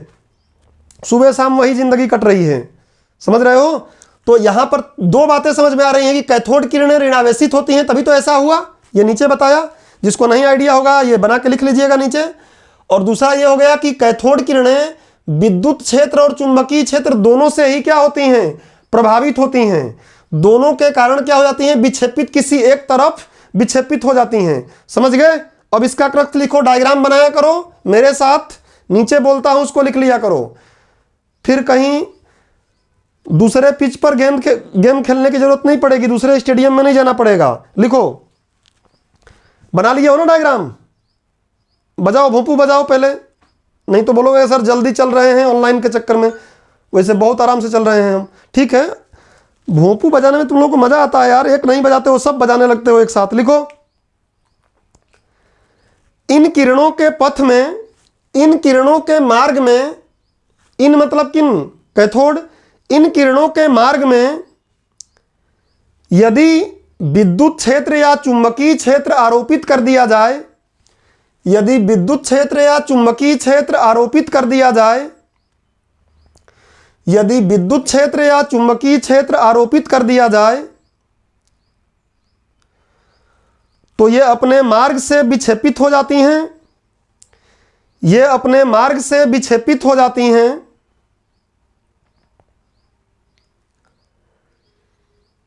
तथा धनावेशित प्लेट की तरफ मुड़ जाती हैं, तथा धनावेशित प्लेट की तरफ मुड़ जाती हैं। क्वेश्चन कैसे इससे आएंगे एग्जाम में वो भी देखेंगे। मुड़ जाती हैं, अतः इससे सिद्ध होता है कि इलेक्ट्रॉन, अतः इससे सिद्ध होता है कि कैथोड किरणें ऋणावेशित होती हैं, अतः इससे सिद्ध होता है कि कैथोड किरणें ऋण आवेशित होती हैं, कैथोड किरणें ऋण आवेशित होती हैं।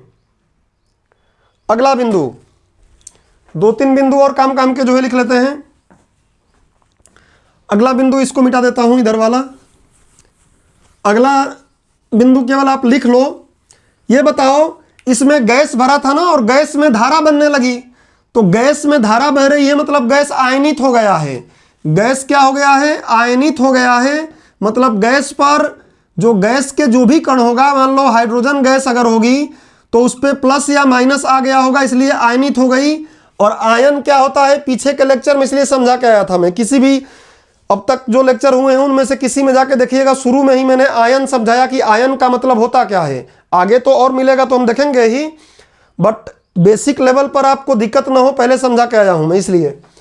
तो अगला बिंदु लिख लो, अगला बिंदु लिखो, कैथोड किरणें विसर्जन नली में भरी हुई गैस को, तभी तो ऐसा हो रहा है, आयनित नहीं होता तो धारा थोड़ी नहीं बहती। फिजिक्स में हम पढ़ते हैं कि धारा कहाँ कहाँ बनती है और किस में किस के कारण चलती है, धातुओं में क्यों चलती है और धातुओं में क्यों चलती है, अधातुओं में नहीं चल पाती क्यों, ये सब पढ़ते हैं फिजिक्स में। लिखो, कैथोड किरणें विसर्जन नली में भरी गैस को आयनित कर देती हैं, आयनित कर देती हैं।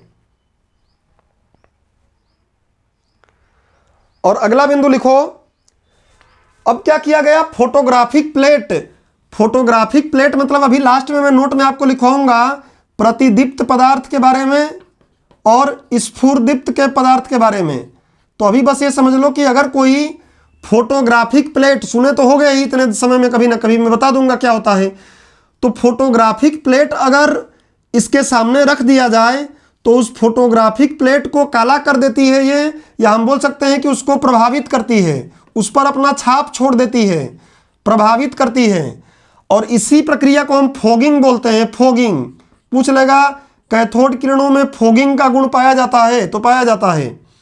समझ रहे हो ना? फोटोग्राफिक प्लेट को यह प्रभावित करती है। तो अगला बिंदु लिख लो, अभी ये जब बताऊंगा प्रतिदीप्ति स्फुरदीप्ति तो समझ में आएगा। और लिखो, ये किरणें, कैथोड किरणें, ये किरणें फोटोग्राफिक प्लेट को प्रभावित कर देती हैं। ये किरणें फोटोग्राफिक प्लेट को प्रभावित कर देती हैं।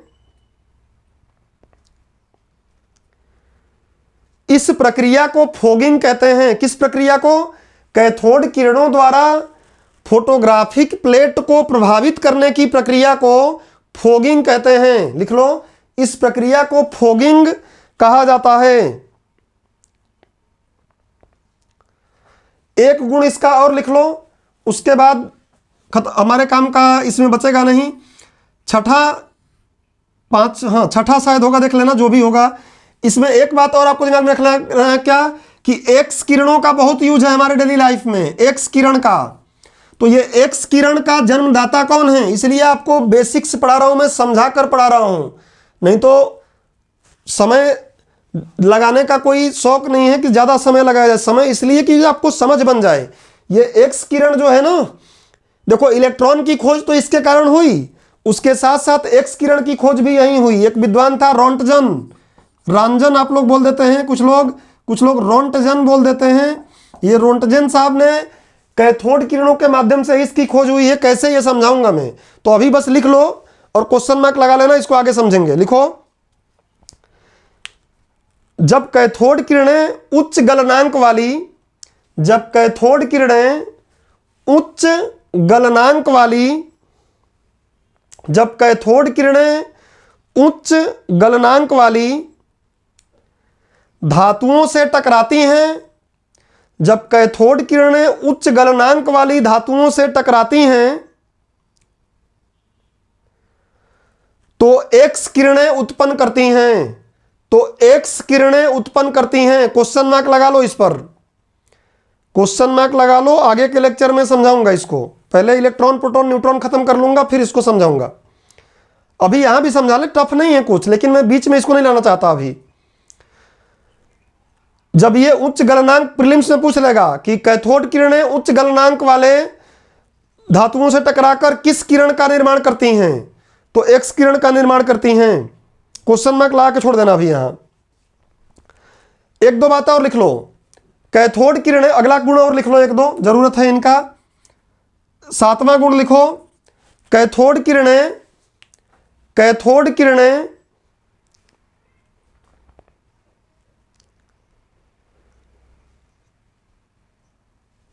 मोटी परतों को भेद सकती हैं, मतलब इनमें भेदन शक्ति होती है, भेद देती हैं, पार कर जाती हैं चीजों को। तो लिखो कैथोड किरणें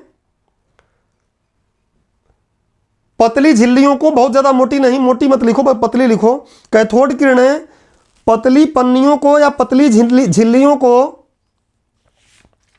भेद सकती हैं, को भेद सकती हैं।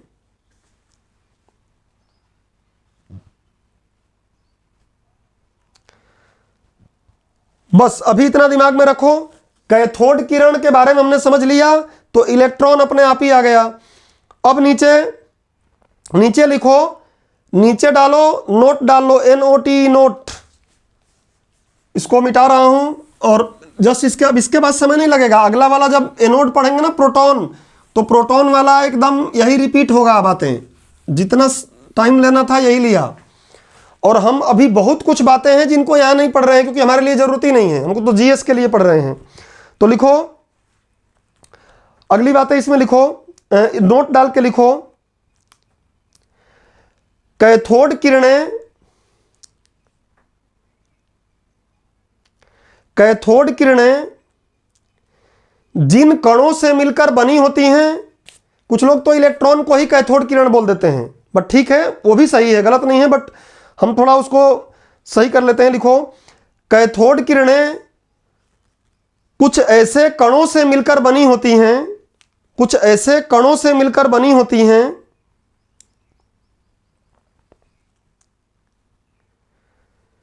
जिन पर, जिनका कुछ द्रव्यमान तथा, जिनका कुछ द्रव्यमान तथा जिन पर ऋणावेश होता है, जिन पर कुछ द्रव्यमान, जिनका कुछ द्रव्यमान तथा जिन पर ऋणावेश होता है, इन्हीं कणों को, इन्हीं कणों को, ये जो कैथोड किरण बनी है ना, जिन कणों से, उन्हीं की बात हो रही है। इन्हीं कणों को जे थॉमसन ने, लिखवा चुका हूं पहले, रिपीट हो रहा है बट समझना जरूरी था। जे थॉमसन ने कार्पसल्स, पीछे पढ़ा चुका हूं, जे थॉमसन ने कार्पसल्स तथा स्टोनी, पीछे पढ़ा चुका हूं, जाकर देख लेना पिछले लेक्चर में। तथा स्टोनी ने, नाम देने का श्रेय स्टोनी को जाता है, तथा स्टोनी ने इलेक्ट्रॉन नाम दिया, इलेक्ट्रॉन नाम दिया। इन्हीं कणों को जे थॉमसन ने कार्पसल्स तथा स्टोनी ने इलेक्ट्रॉन नाम दिया, इलेक्ट्रॉन नाम दिया। बाकी इसकी फैक्ट हमने पिछले लेक्चर में कर लिया है। कोई पूछेगा कि इसके खोज करने का श्रेय किसको जाता है, तो प्लकर मत बताना, वो तो शुरुआत किए ही, खोज किया है जे थॉमसन ने, और नाम देने की बात आएगी तो किसको बोलेंगे, स्टोनी ने, जी स्टोनी। कल इसका पूरा नाम भी लिखवा दिया था, कॉपी में होगा, आप देख लीजिएगा। जी स्टोनी ने इसका नाम दिया था, नाम था जी जॉन स्टोन स्टोनी। इतनी बात सबको समझ में आ गई। इलेक्ट्रॉन की खोज हो गई है। इलेक्ट्रॉन की खोज में किसी को कोई दिक्कत? इलेक्ट्रॉन की खोज से हमने 3 चीजें सीखा। कैथोड किरण सीख लिया, कैथोड किरण सीख लिया, उसके साथ साथ एक्स किरणों का उद्गमन सीख लिया कि वहीं से होता है। प्रीलिम्स लेवल पर तो बात बन ही गई है, मेंस में थोड़ा सा अभी अगले लेक्चर में उसको एक्स्ट्रा बढ़ा लेंगे। और एक लगे हाथों एक बात और यहां पे आप लिख लो, ये जो फॉगिंग लिखे हो ना, फॉगिंग, उसके जस्ट नीचे लिख लो कि पुराने टेलीविजन, पुराने टेलीविजन तथा, पुराने टेलीविजन तथा प्रथम पीढ़ी के कंप्यूटर कैथोड नली या निर्वात नली के गुण पर ही कार्य करते थे, के गुण पर ही कार्य करते थे। ये चमक पैदा करती है ना, तो एक प्रतिदीप्त पदार्थ लगा देते थे वहां पर्दे पर हमारे, और पीछे ऐसे देखते थे, इस तरीके से वो बनी रहती थी। यहाँ कैथोड लगा रहता था, वो कैथोड किरण ले जाता था और यहाँ टकराकर चमक पैदा करता था और हमको टीवी पर जो जितने भी पिक्चर होते थे वो पिक्चर हमको दिखाई देते थे। तो बहुत लंबे समय तक टेलीविज़न इसी पर काम करता रहा। बहुत तेज़ गर्म हो जाता था क्योंकि यहाँ पे बहुत ज़्यादा हीट उत्पन्न होता है। ये गर्म भी करती हैं। कैथोड किरणें क्या करती हैं, जहाँ जाके टकराती हैं वहाँ गर्मी पैदा करती हैं। चाहो तो लिख लो, गर्मी पैदा करती हैं। और फिर योगी जी आते हैं तो इसको शिमला बना देते हैं, ठंडा कर देते हैं। ठीक है, इतनी बात समझ में अगर आ गई तो लगे हाथों एक काम कर लेते हैं। और वो काम क्या रहेगा, हेडिंग डाल लीजिए, इसके आगे हेडिंग डाल लीजिए इलेक्ट्रॉन के गुण। आशीष यादव है, हाँ ठीक है। तो अब हेडिंग डालो इलेक्ट्रॉन के गुण। इलेक्ट्रॉन तो समझ गए कि कैथोड किरण जिन चीज़ों से बनी है। अभी मैं देखो इसको डीप में, अगर आपको डीप की अगर बात आएगी तो मैं आपको यहाँ बहुत कुछ समझा सकता हूँ कि कैसे इसमें से इलेक्ट्रॉन निकल रहे होंगे, क्या हो रहेंगे, हमारे काम का नहीं है। हम तो बस इतना बेसिक लेवल पे समझ लिए, इतना ही हमसे उम्मीद रखा जाएगा। चलिए इसको मिटाइए और हेडिंग डालिए इलेक्ट्रॉन के गुण। लगे हाथों इलेक्ट्रॉन पढ़ चुके हैं लेकिन थोड़े से इसके गुण और लिख लीजिए। इलेक्ट्रॉन के गुण, दो चार बातें लिखेंगे, बाकी सब उधर मैंने पढ़ा दिया है। हेडिंग डालो इलेक्ट्रॉन के गुण। कैथोड किरण के गुण समझ गए तो लगभग वही इलेक्ट्रॉन के गुण। इलेक्ट्रॉन के गुण एक दो पॉइंट लिख लो, बाकी सब पीछे लिखवाया हूं। पहला लिखो, इलेक्ट्रॉन प्रत्येक पदार्थ का मौलिक गुण है, मौलिक कण है। इलेक्ट्रॉन प्रत्येक पदार्थ का मौलिक कण है। इलेक्ट्रॉन प्रत्येक पदार्थ का क्या है, मौलिक कण है, मूल कण है। क्यों, मौलिक कण की परिभाषा पिछले लेक्चर में बताया हूं। प्रत्येक पदार्थ का मौलिक कण है, प्रत्येक पदार्थ का मौलिक कण है। कोई पूछेगा कि कैसे, कैसे आप ये बात बोल रहे हो, तो क्या बताओगे, सबसे पहले तो बोलोगे कि इसे कैथोड किरणों के द्वारा प्रूफ किया जा सकता है। जो पदार्थ लोगे हर पदार्थ में ये काम होगा। वहां पे इलेक्ट्रोड जो लगा रहे थे ना, इलेक्ट्रोड चाहे लोहे का लगा लो, चाहे चांदी का लगा लो, चाहे पीतल का लगा लो, सब में हो रहा था। तो इसे कैथोड किरण के द्वारा सिद्ध किया जा सकता है,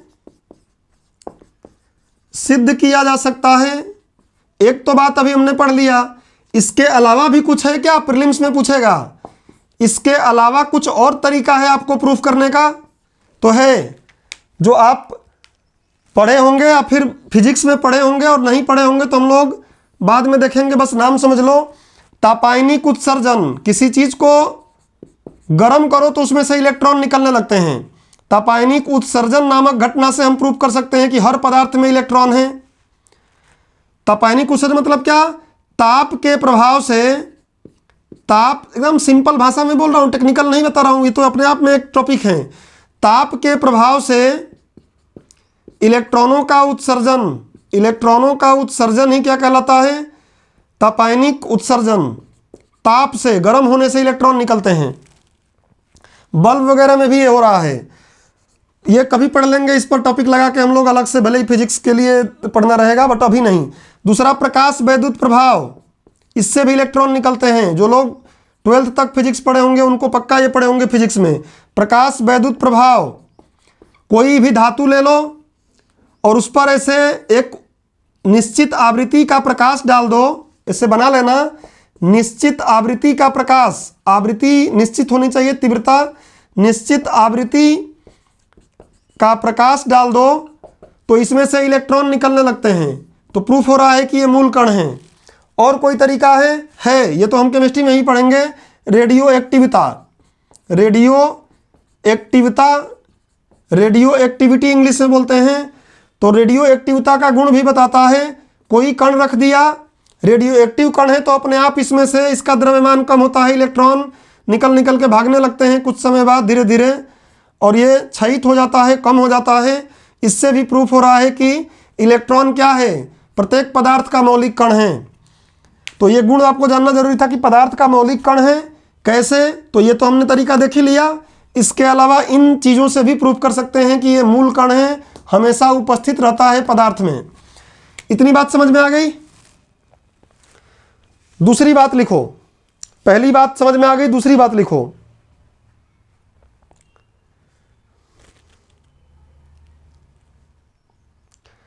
जो वहां नहीं लिखे हैं वहां लिख रहे हैं, बाकी सब वहां लिखवा दिया हूं तो यहां नहीं लिखवा रहा हूं। ये बताओ, द्रव्यमान लिखवा दिया था पिछले लेक्चर में, बस घंटी बजाते रहो। लेक्चर नंबर 17 था शायद या 18 था पिछला वाला। द्रव्यमान लिखवा दिया था, ठीक है। आवेश लिखवा दिया था, ठीक है। उसके बाद यह बता दिया था कि इलेक्ट्रॉन का जो द्रव्यमान है वो स्थायी वाला है, अगर गति वाला रहेगा तो क्या हो जाएगा, अनंत भी हो सकता है, बताया था ना।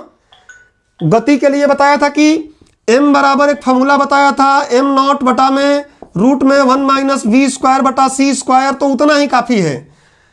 कोई भी चीज जब गति करेगा तो उसका द्रव्यमान क्या होता है, बढ़ने लगता है। और अगर प्रकाश के वेग से गति कर देगा तो उसका द्रव्यमान क्या हो जाएगा, अनंत हो जाएगा, हमने कल देखा था। और अनंत हो जाएगा तो वो सर्वत्र भगवान बन जाएगा एक तरीके से। जैसे प्रकाश क्या है, प्रकाश की चाल c है ना, 3 × 10⁸ मीटर पर सेकंड स्क्वायर निर्वात में। तो प्रकाश लखनऊ में भी दिख रहा है, दिल्ली में भी दिख रहा है, यहाँ भी दिख रहा है, तो आप भी हर जगह दिखाई देने लगोगे, भगवान बन जाओगे। तो ये मैंने बात पीछे कर दिया था, अभी नहीं कर रहा हूँ। बस इलेक्ट्रॉन में ये बात मुझे बतानी थी, और बाकी सब लिखवा चुका हूँ तो यहाँ नहीं लिखवा रहा हूँ। पीछे के लेक्चर से जाके इसके और फैक्ट आप देख सकते हैं। अब अगला हेडिंग डालो, प्रोटॉन की खोज। अगला हेडिंग डालो, प्रोटॉन की खोज।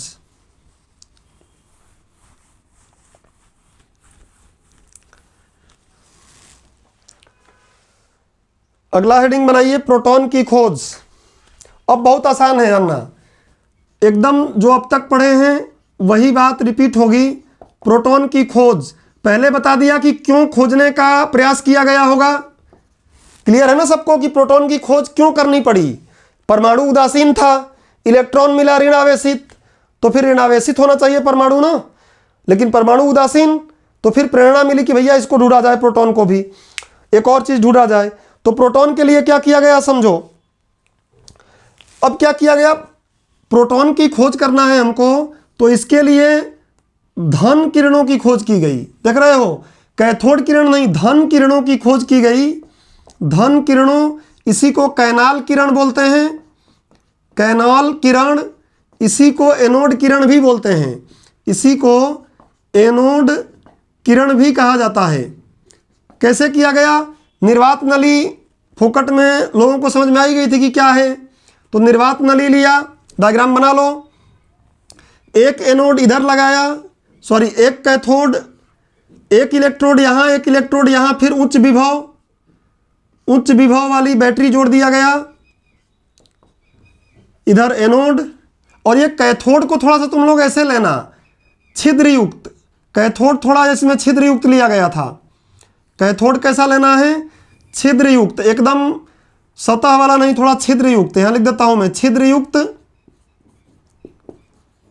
युक्त कैथोड, ठीक है। और जैसे इसको जोड़ा गया, ये माइनस हो गया, ये प्लस हो गया, तो देखा गया कि एक और तरंग चल रही है, निर्वात पंप है ये, निर्वात पंप। एक और किरण चल रही है, वो किरण इधर से चल रही है, ये किरण इधर से चल रही है, इधर से ये किरण चल रही है, इस और आके इधर टकरा रही है। तो इस किरण को बोला गया कि ये कौन सी किरण है, धन किरणें हैं, कैनाल किरणें हैं या एनोड किरणें हैं। और इन्हीं किरणों के जो मूल पार्टिकल हैं, उन पार्टिकल को बोल दिया गया क्या, प्रोटॉन। तो लिखो इसको, लिखो प्रोटॉन की खोज, प्रोटॉन की खोज की यात्रा, प्रोटॉन के खोज की यात्रा कैनाल किरणों या एनोड किरणों के खोज से आरंभ हुई। प्रोटॉन के खोज की यात्रा धन किरणें या एनोड किरणों के खोज से प्रारंभ हुई।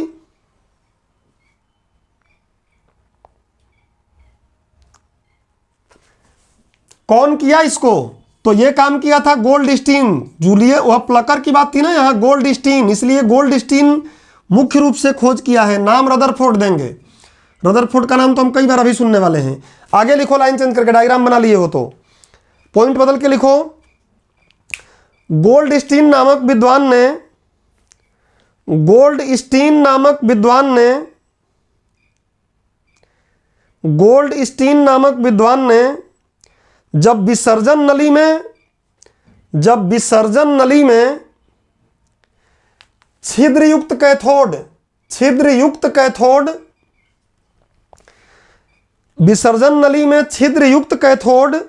लगाकर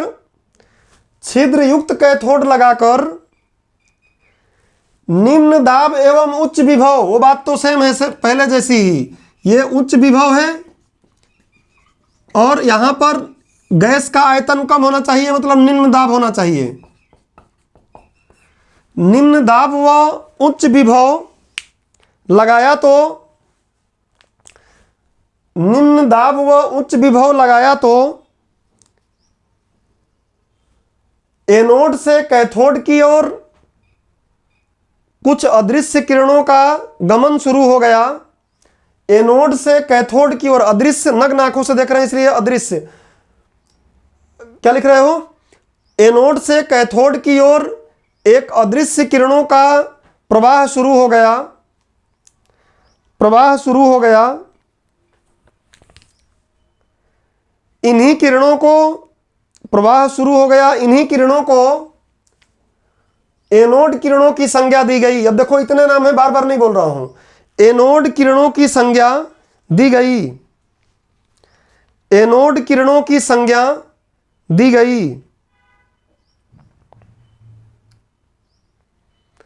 इतनी बात समझ में आ गई? एकदम पिछला पैटर्न फॉलो करेंगे। हेडिंग डालो, एनोड किरणों के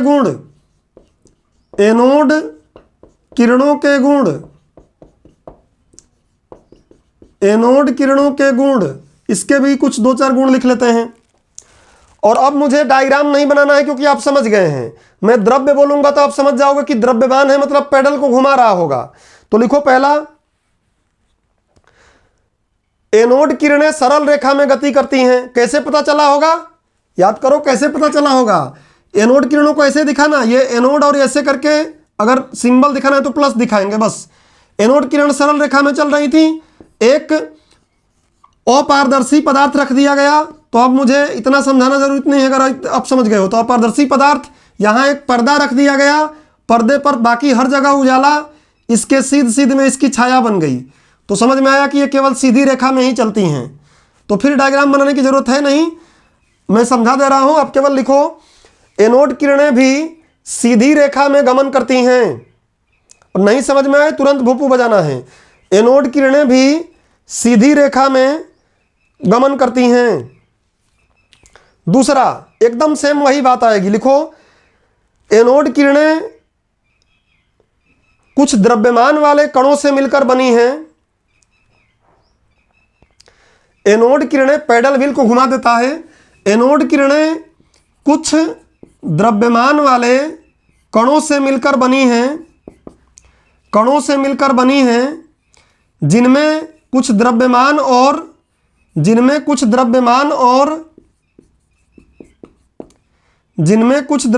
और गतिज ऊर्जा होती है। पैडल व्हील घूम गया, इसलिए पता चला कि ऐसा हो रहा है। पीछे वाले लेक्चर, जो पीछे बातें पढ़े उसी का रिपीटेशन। समझ रहे हो ना बात को? अरे ऑनलाइन क्लास है तब भी हाँ, ऐसे 1-2 बार बजा दिया करो तो लगे कि हाँ मैं ठीक चल रहा हूं। अगला लिखो, अगली बात, बस। अब देखो क्या किया गया। फिर यहां पर 2 प्लेट लगा दिया गया, एक प्लेट प्लस वाली, एक प्लेट माइनस वाली। और यहां पे एनोड किरणों को बोला गया कि अब तुम लोग जाओ अपनी जिंदगी जी लो। एनोड किरणों को बोला गया कि जाओ तुम अपनी जिंदगी जी लो। मतलब यहां पे विद्युत क्षेत्र लगा दिया गया, और विद्युत क्षेत्र लगाया गया तो चुंबकीय क्षेत्र लग ही गया। जाओ अपनी जिंदगी जी लो। ये जा रही हैं अपनी जिंदगी जीने के लिए। यहां पे ये गा रहे हैं लग जा गले, तो ये जाके इस बार इधर गले लग जाती है, ये ऐसे गले लग गई इधर आके। तो समझ में आ गया कि ये क्या है, धनावेशित है। तभी तो धन हो, तभी तो ऋण पर जाके मिली। हमको पता है कि धन और ऋण वाले ही आपस में मिलेंगे, और समान वाले मिलेंगे, समान वाले मिलेंगे नहीं। तो इससे प्रूफ हो गया कि ये धनावेशित होती हैं। और दूसरा ये समझ में आया कि ये विद्युत क्षेत्र और चुंबकीय क्षेत्र दोनों से क्या होती हैं, विक्षेपित हो जाती हैं, अपने रास्ते को बदल देती हैं। तो लिखो अगला बिंदु, एनोड किरणें विद्युत क्षेत्र एवं चुंबकीय क्षेत्र से प्रभावित होती हैं। एनोड किरणें विद्युत क्षेत्र एवं चुंबकीय क्षेत्र से प्रभावित होती हैं तथा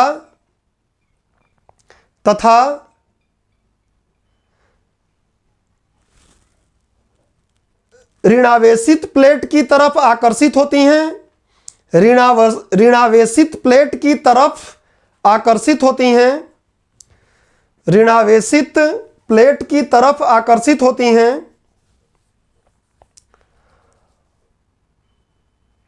अतः इससे सिद्ध होता है कि ऋणावेशित प्लेट की तरफ आकर्षित होती हैं। अतः इससे सिद्ध होता है कि ये धनावेशित होती हैं, तभी तो जाकर इन पर मिली हैं। अतः इससे सिद्ध होता है कि ये धनावेशित होती हैं।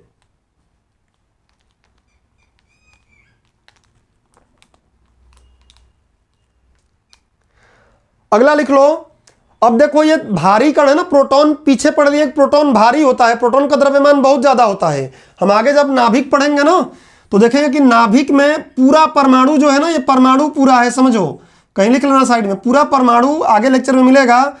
पूरे परमाणु का द्रव्यमान अगर हम देखें तो लगभग कितना होता है, केवल प्रोटॉन और न्यूट्रॉन के द्रव्यमान के बराबर होता है।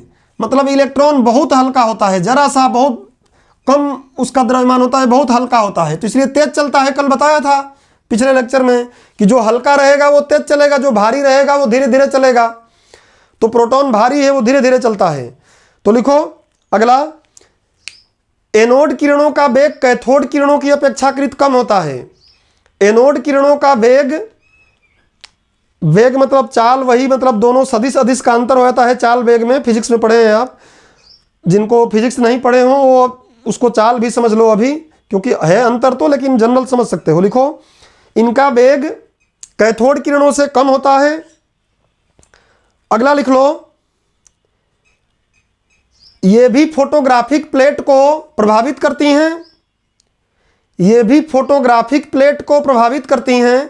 प्रीलिम्स में पूछ लेगा कि एनोड किरणों में ये कौन कौन से गुण पाए जाते हैं। ये भी फोटोग्राफिक प्लेट को प्रभावित करती हैं और उस प्रक्रिया को फोगिंग बोलते हैं, बता चुका हूं, तो यहां भी फोगिंग ही बोलेंगे। अगला, कैथोड किरणों से ये भारी होती हैं, अभी बता दिया, कैथोड किरणों से ये भारी होती हैं।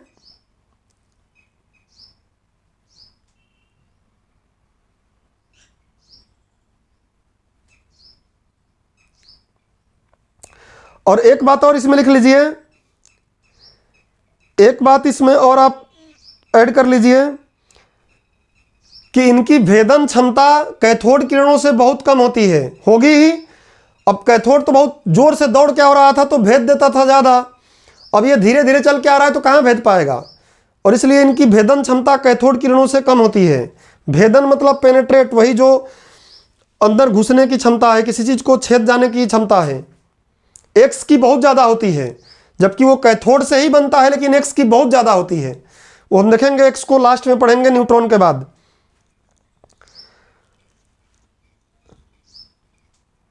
चलो ये बात हो गई। अब नीचे फिर नोट डालो, इसके जस्ट नीचे नोट डालो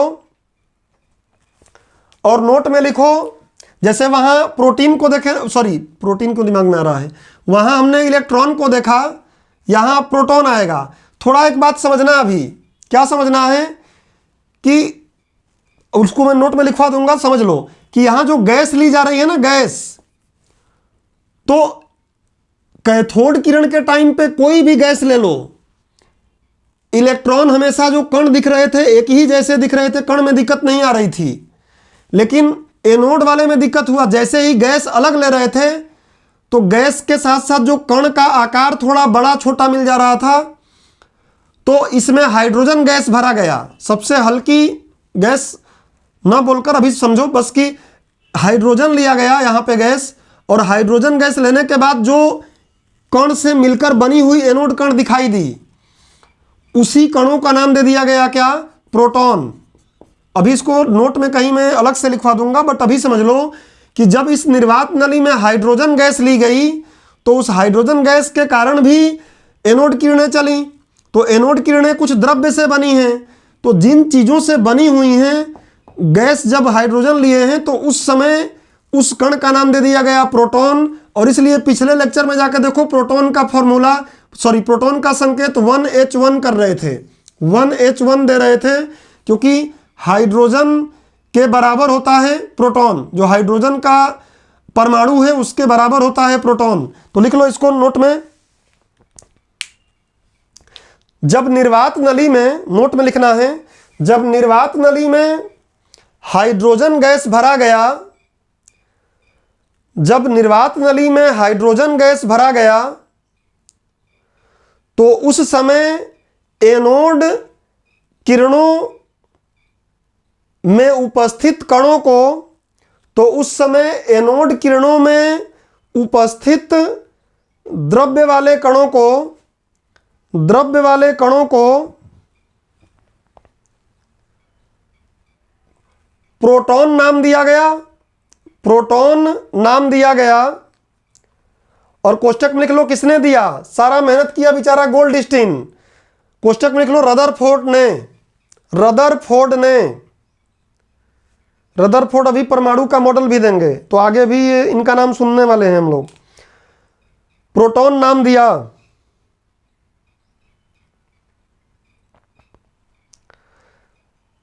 चलो अगला हेडिंग डालो, प्रोटॉन के गुण। एक दो लाइन जैसे उसमें लिखे थे वैसे ही लिखेंगे, प्रोटॉन के गुण। अगला हेडिंग डालेंगे प्रोटॉन के गुण।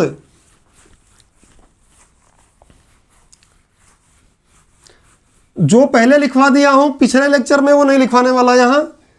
तो प्रोटॉन के गुण में सबसे पहले लिखो, पहला पॉइंट लिखो, सभी पदार्थों का, लिखो प्रोटॉन सभी पदार्थों का मौलिक कण है। प्रोटॉन सभी पदार्थों का मौलिक कण है। कैसे, ये बात कैसे हम बोल सकते हैं? तो एक तो अभी एनोड किरणों के प्रयोग से हम बोल सकते हैं, एनोड किरणों के प्रयोग से ये बात सिद्ध हो रही है। लेकिन बात यह है कि क्या कुछ और तरीके हैं क्या इस बात को प्रूफ करने के? कुछ और तरीका है, इसके अलावा कुछ और आप ऑप्शन बता सकते हो? तो है, क्या है? नाभिकीय अभिक्रिया द्वारा, जो नाभिकीय अभिक्रिया होती है ना, नाभिकीय पढ़ना ही हमको, नाभिकीय संलयन, नाभिकीय विखंडन, सिलेबस में मेंस में डायरेक्ट लिखा है। नाभिकीय अभिक्रिया द्वारा सिद्ध किया जा सकता है, नाभिकीय अभिक्रिया द्वारा भी इस बात को सिद्ध किया जा सकता है। प्रीलिम्स में पूछ लेगा कि प्रोटॉन सभी पदार्थों का मौलिक कण होता है, इसे निम्नलिखित में से किसके द्वारा सिद्ध किया जा सकता है? तो एक तो ये है, और ये दिया रहेगा तो ये भी बोलेंगे। नाभिकीय द्वारा कैसे? तो इस बात को रदरफोर्ड साहब ने समझा के दिखाया। नाभिकीय संलयन विखंडन मैं बाद में समझाऊंगा, आपको भी नहीं समझा रहा हूं।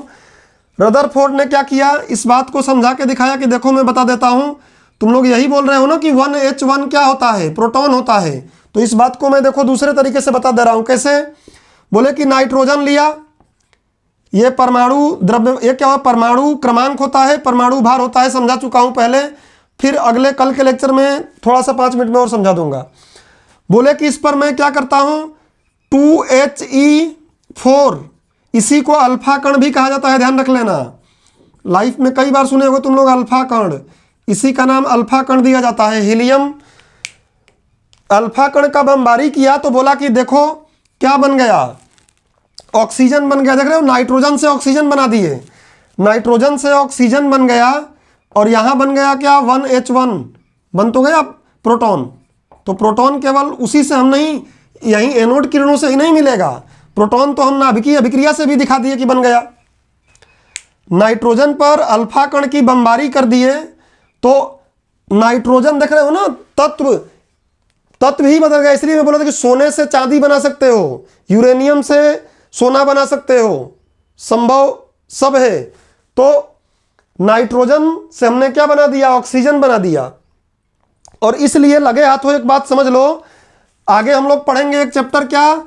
अभिक्रिया, अभिक्रिया, रिएक्शन। तो अभिक्रिया दो होती हैं, एक रासायनिक अभिक्रिया, पीछे समझाया था मैं आपको थोड़ा बहुत, एक रासायनिक अभिक्रिया ट्रेलर दे रहा हूं, आगे समझाऊंगा मैं इसको। रासायनिक अभिक्रिया एक होती है नाभिकीय अभिक्रिया। किसी से पूछना कि अंतर क्या है, नहीं बताएंगे, क्योंकि 2020 खेलने से बात थोड़ी नहीं आती है और छोटी क्लास में है। रासायनिक अभिक्रिया जो होती है, इसमें क्या होता है? परमाणु तो दोनों जगह भाग लेंगे, परमाणु तो भाग यहां भी लेगा, परमाणु भाग तो यहां भी लेगा, ऐसा नहीं कि परमाणु भाग नहीं लेगा। लेकिन इसमें क्या होता है? इलेक्ट्रॉनों का ट्रांसफर होता है। हम देखेंगे कैसे होता है। इलेक्ट्रॉन का स्थानांतरण इसमें होता है, और इसमें का किसका स्थानांतरण होता है? नाभिक का ही। तो इसमें देखोगे कार्बन और ऑक्सीजन जब मिलेंगे तो पक्का है कि दोनों इधर दिखेंगे। कार्बन ऑक्सीजन दोनों इधर है ना, तो इधर भी दिखाई दे रहे हैं दोनों। लेकिन इसमें जो नाभिकीय अभिक्रिया होती है ना, इसमें नाभिक भाग लेता है। परमाणु का नाभिक के स्तर पर काम होगा, यहाँ परमाणु के इलेक्ट्रॉन के स्तर पर काम होता है, इसलिए इसको रासायनिक अभिक्रिया बोलते हैं। इसमें जो चीज हम लेंगे वो इधर जरूर दिखेगा। जो भी चीज इधर अभिकारक बताया था नाम ना पिछले लेक्चर में, अभिकारक में जो लोगे वो उत्पाद में कहीं ना कहीं 100% दिखेगा ही दिखेगा, इसमें नहीं दिखेगा। नाइट्रोजन और हीलियम लिया, दोनों में से कोई नहीं दिख रहा है, ऑक्सीजन और हाइड्रोजन दिख रहे हैं। तो नाभिकीय अभिक्रिया में नाभिक भाग लेता है परमाणु का, रासायनिक अभिक्रिया में इलेक्ट्रॉन भाग लेता है। एकदम छोटा सा डिफरेंस है और छोटी क्लास का है, पीएचडी का नहीं है, ध्यान रख लेना इस बात को। आगे पढ़ेंगे जब रासायनिक अभिक्रिया में पढ़ाऊंगा तो क्या दिमाग में रखना है आपको कि नाभिकीय अभिक्रिया द्वारा भी सिद्ध किया जा सकता है कि प्रोटॉन सभी पदार्थों का मौलिक कण होता है। अब बताओ, आवेश लिखवा दिया था, कल की क्लास में जाके देख लेना लेक्चर 18 में। उसके बाद हमने बात कर लिया था कि त्रिज्या वगैरह हमको याद करने की जरूरत नहीं है कि प्रोटॉन की त्रिज्या कितनी है, इलेक्ट्रॉन की त्रिज्या कितनी है, ये हमारे काम का नहीं है। हमें तो परमाणु का हमने आकार लगभग देख लिया था, वही चलेगा। एक पॉइंट और लिख लो यहां पे, इसमें यह बात मुझे समझाना था बस। और एक पॉइंट और लिख लो, लिखो तत्वों के भौतिक गुण प्रोटॉन की संख्या पर ही निर्भर करते हैं। तत्वों के भौतिक गुण कैसे, इस पर अभी हम नहीं जाएंगे, बस समझ लो कि तत्वों के भौतिक गुण प्रोटॉन की संख्या पर ही, और जाहिर सी बात जितना प्रोटॉन रहेगा, अगर परमाणु है तो उतना इलेक्ट्रॉन भी रहेगा, लेकिन परमाणु भारी होता है इसलिए बोल रहे हैं हम। तत्वों के भौतिक गुण प्रोटॉन की संख्या पर ही निर्भर करता है, इतना आपको दिमाग में रखना है। बाकी प्रोटॉन से जुड़ा और कोई फैक्ट हमारे काम का है नहीं, मिलने को बहुत कुछ मिल जाएगा। बस दिमाग में आपको ये रखना है कि जो ये 1H1 हाइड्रोजन के परमाणु के बराबर ही प्रोटॉन होता है, ये भी लिख ही लो, एक लाइन लिख लो। प्रोटॉन हाइड्रोजन के परमाणु के बराबर होता है, प्रोटॉन हाइड्रोजन के परमाणु के बराबर होता है। चलो भैया, इतनी बात समझ में आ गई। अब हम लोग लास्ट पॉइंट पे चल रहे हैं, हेडिंग डालिए न्यूट्रॉन की खोज। हाँ, तो अब न्यूट्रॉन की खोज पे चलते हैं, इसको मिटा देता हूं मैं। देखो, न्यूट्रॉन की खोज क्यों जरूरत पड़ी, हमने पीछे देख लिया है कि प्रोटॉन इलेक्ट्रॉन दोनों का द्रव्यमान जोड़ा तो परमाणु के द्रव्यमान के बराबर आया ही नहीं, मतलब और भी कुछ है, तब ढूंढा गया न्यूट्रॉन। और न्यूट्रॉन आपको पता है कि लगभग सबसे थोड़ा भारी होता है, प्रोटॉन से भी थोड़ा सा भारी है न्यूट्रॉन, तब जाके परमाणु का द्रव्यमान एग्जैक्ट आ पाया हमारे लिए। तो हेडिंग डालिए, अगला हेडिंग डालो न्यूट्रॉन की खोज। और न्यूट्रॉन की खोज के लिए विसर्जन नलिका का प्रयोग नहीं किया गया। बड़ा सिंपल क्वेश्चन पूछ लेगा कि इनमें से किसकी खोज के लिए विसर्जन नली का प्रयोग किया गया, तो प्रोटॉन इलेक्ट्रॉन दोनों के खोज के लिए विसर्जन नली का प्रयोग किया गया, लेकिन न्यूट्रॉन के खोज के लिए विसर्जन नली का प्रयोग नहीं किया गया।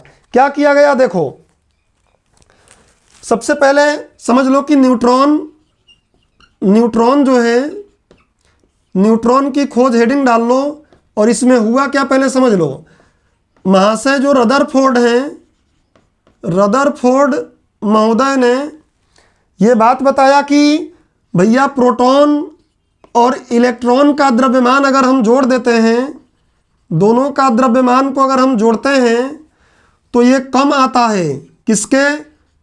किसी भी तत्व के परमाणु के द्रव्यमान से कम आता है। तो इसका मतलब तो पक्का है, इसका मतलब तो पक्का है कि परमाणु में और भी कोई कण है, तभी तो ऐसा हो रहा है। और भी कोई कण है, ऐसा कौन बोला? रदरफोर्ड। तो चैडविक ने बोला कि अगर ऐसा है तो चलो मैं ढूंढ के दिखा देता हूं। तो अब आ गए चैडविक बीच में, बोले कि मैं ढूंढ के दिखाएगा। रदरफोर्ड बोले कि कोई और इसमें है, चैडविक ने बोला कि मैं ढूंढ के दिखाएगा इसको। कैसे ढूंढ के दिखाया? तो उसने क्या किया, लिथियम बेरिलियम इस टाइप के तत्व लिए और उस पर अल्फा कणों की बमबारी कर दी। अल्फा कण अभी आपने देख ही लिया है। तो उन्होंने क्या किया, एक तरीके से नाभिकीय अभिक्रिया जैसा कराया। क्या किया? बेरिलियम लिया 4Be9 बेरिलियम, और बेरिलियम पर बरेली नहीं बेरिलियम, और अल्फा कण 2He4, थोड़ा नीचे लिखते हैं, इसी को लिख लेना अल्फा कण। आगे और बताऊंगा बीटा कण जब हम लोग पढ़ेंगे क्या, रेडियोएक्टिविता। अल्फा कण का बौछार कर दिया, लगा दनादन इसका बौछार करने इस पर। तो उसने देखा कि क्या हो गया, सी ये 12 कार्बन बन गया, एक कार्बन बन गया और दूसरा क्या 0N1 बना।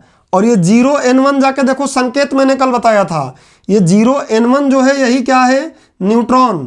तो उसने बोला कि अच्छा नाभिक में ये वाला चीज है और इसलिए भार कम, द्रव्यमान दोनों का कम आ रहा है, मतलब इसका ज्यादा इसका कम आ रहा है।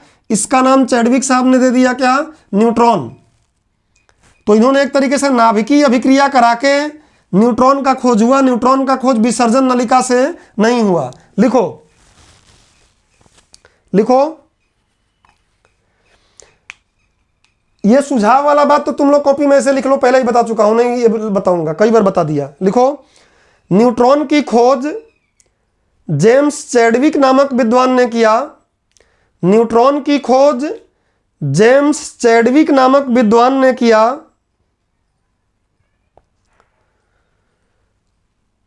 लाइन चेंज करके लिखो, इनके द्वारा लिथियम बेरिलियम जैसे हल्के कणों पर, देखो हल्के कण है ना 9,4, बहुत ज्यादा भारी नहीं है, हल्के हैं। तो लिखो, लिथियम बेरिलियम जैसे हल्के कणों पर अल्फा कणों की बौछार किया। अल्फा कण यही है, अल्फा कणों की बौछार किया, जिसके फलस्वरूप अल्फा कणों की बौछार किया जिसके फलस्वरूप कुछ उदासीन कण प्राप्त हुए। उदासीन कण, उन पर कोई आवेशी नहीं था, ना पॉजिटिव था ना नेगेटिव था। उनको अगर गार्डन में भेज दो ना तो आजा लग जा गले वाली बात से, ये देखो इनको भेजा गया ना ऐसे, अगर इनको भेज दिया जाए ऐसे, इनका बीम भेज दिया जाए तो ना प्लस वालों पर जाते हैं और ना ही माइनस वालों पे। बोलते हैं कि हमें अपने आप से प्रेम जताते हैं, ये बोलते हैं हमें गैरों की ज़रूरत क्या, खुद से प्रेम जताऊं। सीधे निकल जाते हैं, बिछे पीते नहीं होते हैं, दोनों के दोनों बेचारे पार्क छोड़ के जाते हैं इनके कारण। तो ये उदासीन होते हैं। लिखो, जिससे कुछ उदासीन कण प्राप्त हुए, इन्हें ही न्यूट्रॉन कहा गया। न्यूट्रॉन लिखना तो उसका संकेत भी लिख लेना 0N1 ऊपर। ये परमाणु क्रमांक देख रहे हो, इसका क्या है 0। अब वो बोलना सही नहीं है कि परमाणु क्रमांक इसको, लेकिन नीचे 0 सिंबल इसका है 0 और ये 1 N1, जिसे न्यूट्रॉन कहा गया।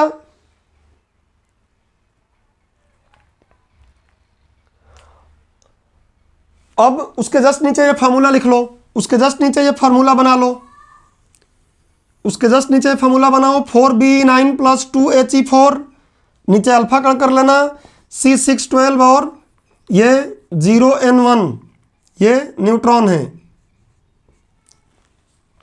इसी को न्यूट्रॉन कहा गया, उदासीन कण होता है।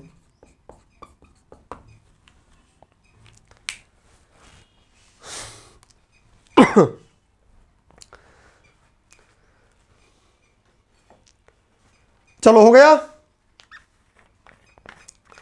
अब नोट डालो, नोट में 3 पॉइंट लिखेंगे, चैप्टर खत्म। मतलब चैप्टर मतलब कि आज का लेक्चर खत्म, कल के लेक्चर में मिलेंगे फिर।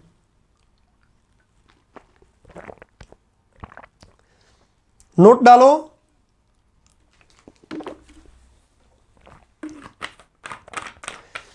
तुम लोग सीआईडी सीरियल देखे हो? सीआईडी सीरियल, सीआईडी सीरियल में जो रहते हैं ना एसीपी प्रद्युम्न, बोलते रहते हैं कुछ तो गड़बड़ है, कुछ तो गड़बड़ है। तो यहाँ पर मुझे लग रहा है कि रदरफोर्ड ने वो काम किया था। वो बोला कि यार प्रोटॉन इलेक्ट्रॉन में जोड़ लिया, द्रव्यमान आया नहीं परमाणु के बराबर। तो चैडविक दया था, चैडविक उस समय दया था, और ये प्रद्युम्न थे, एसीपी थे। रदरफोर्ड एसीपी हैं। इन्होंने बोला दया कुछ गड़बड़ है। क्या गड़बड़ है? दया बोला क्या गड़बड़ है? तो उसे बोला गड़बड़ यही है कि यार ये जोड़ रहे हैं तो बराबर नहीं आ रहा है। तो फिर दया आप देखते ही हो कि उसके बाद केस सॉल्व कर देता है। तो भाई साहब ने केस सॉल्व कर दिया। तो ऐसे भी याद रख सकते हो कि ऐसा हुआ था। ये बना लिए। अब तीन नोट लिखो, क्लास खत्म करो। लिखो, किसी परमाणु के नाभिक में, नाभिक क्या होता है पीछे इसलिए समझा दिया था, जो बीच में, और बाकी अभी अगले लेक्चर में तो काफी कुछ मिलेगा जब हम परमाणु का मॉडल पढ़ेंगे। तो लिखो, परमाणु के नाभिक में प्रोटॉन और न्यूट्रॉन पाए जाते हैं।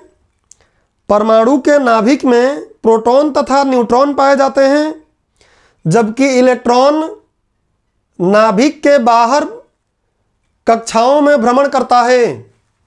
कैसे, वो आगे हम देखेंगे। नाभिक के बाहर कक्षाओं में भ्रमण करता है। अगला बिंदु लिखो, किसी परमाणु का द्रव्यमान लगभग, किसी परमाणु का द्रव्यमान लगभग उसके नाभिक के द्रव्यमान अर्थात प्रोटॉन और न्यूट्रॉन के द्रव्यमान के योगफल के बराबर होता है। किसी परमाणु का द्रव्यमान लगभग, इलेक्ट्रॉन का भी कुछ तो है ही, बट लगभग प्रोटॉन और उसके नाभिक के द्रव्यमान अर्थात प्रोटॉन और न्यूट्रॉन के द्रव्यमान के योगफल के बराबर होता है। एक परमाणु का द्रव्यमान लगभग इनके योग के बराबर ही रहता है। मतलब नाभिक का जितना द्रव्यमान है लगभग उतना ही परमाणु का द्रव्यमान रहता है। इलेक्ट्रॉन का द्रव्यमान बहुत कम रहता है, जो हमने देख लिया है कि कितना होता है पीछे की क्लास में। और अगला बिंदु लिखो,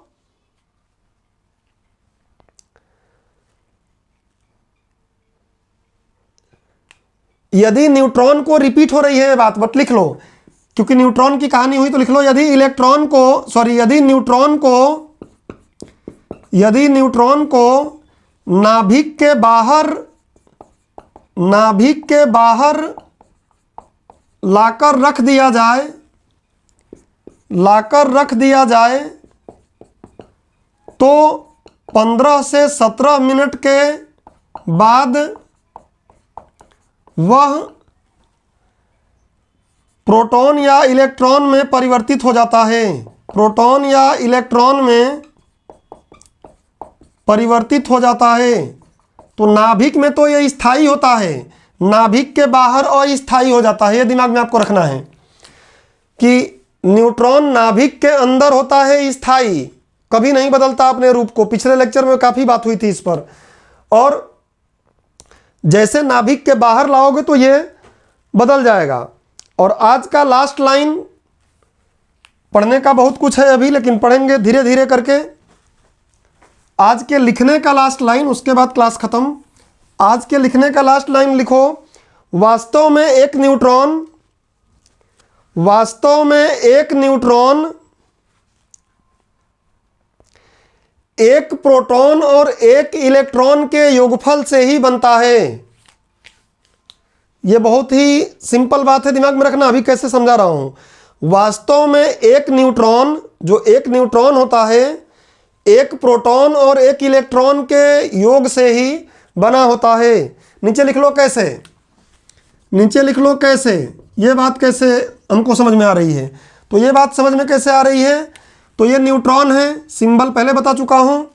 इस न्यूट्रॉन को जब हम तोड़ देते हैं, इस न्यूट्रॉन को तोड़ते हैं तो 1H1 बनता है, हाइड्रोजन का एक परमाणु बनता है, और एक क्या बनता है?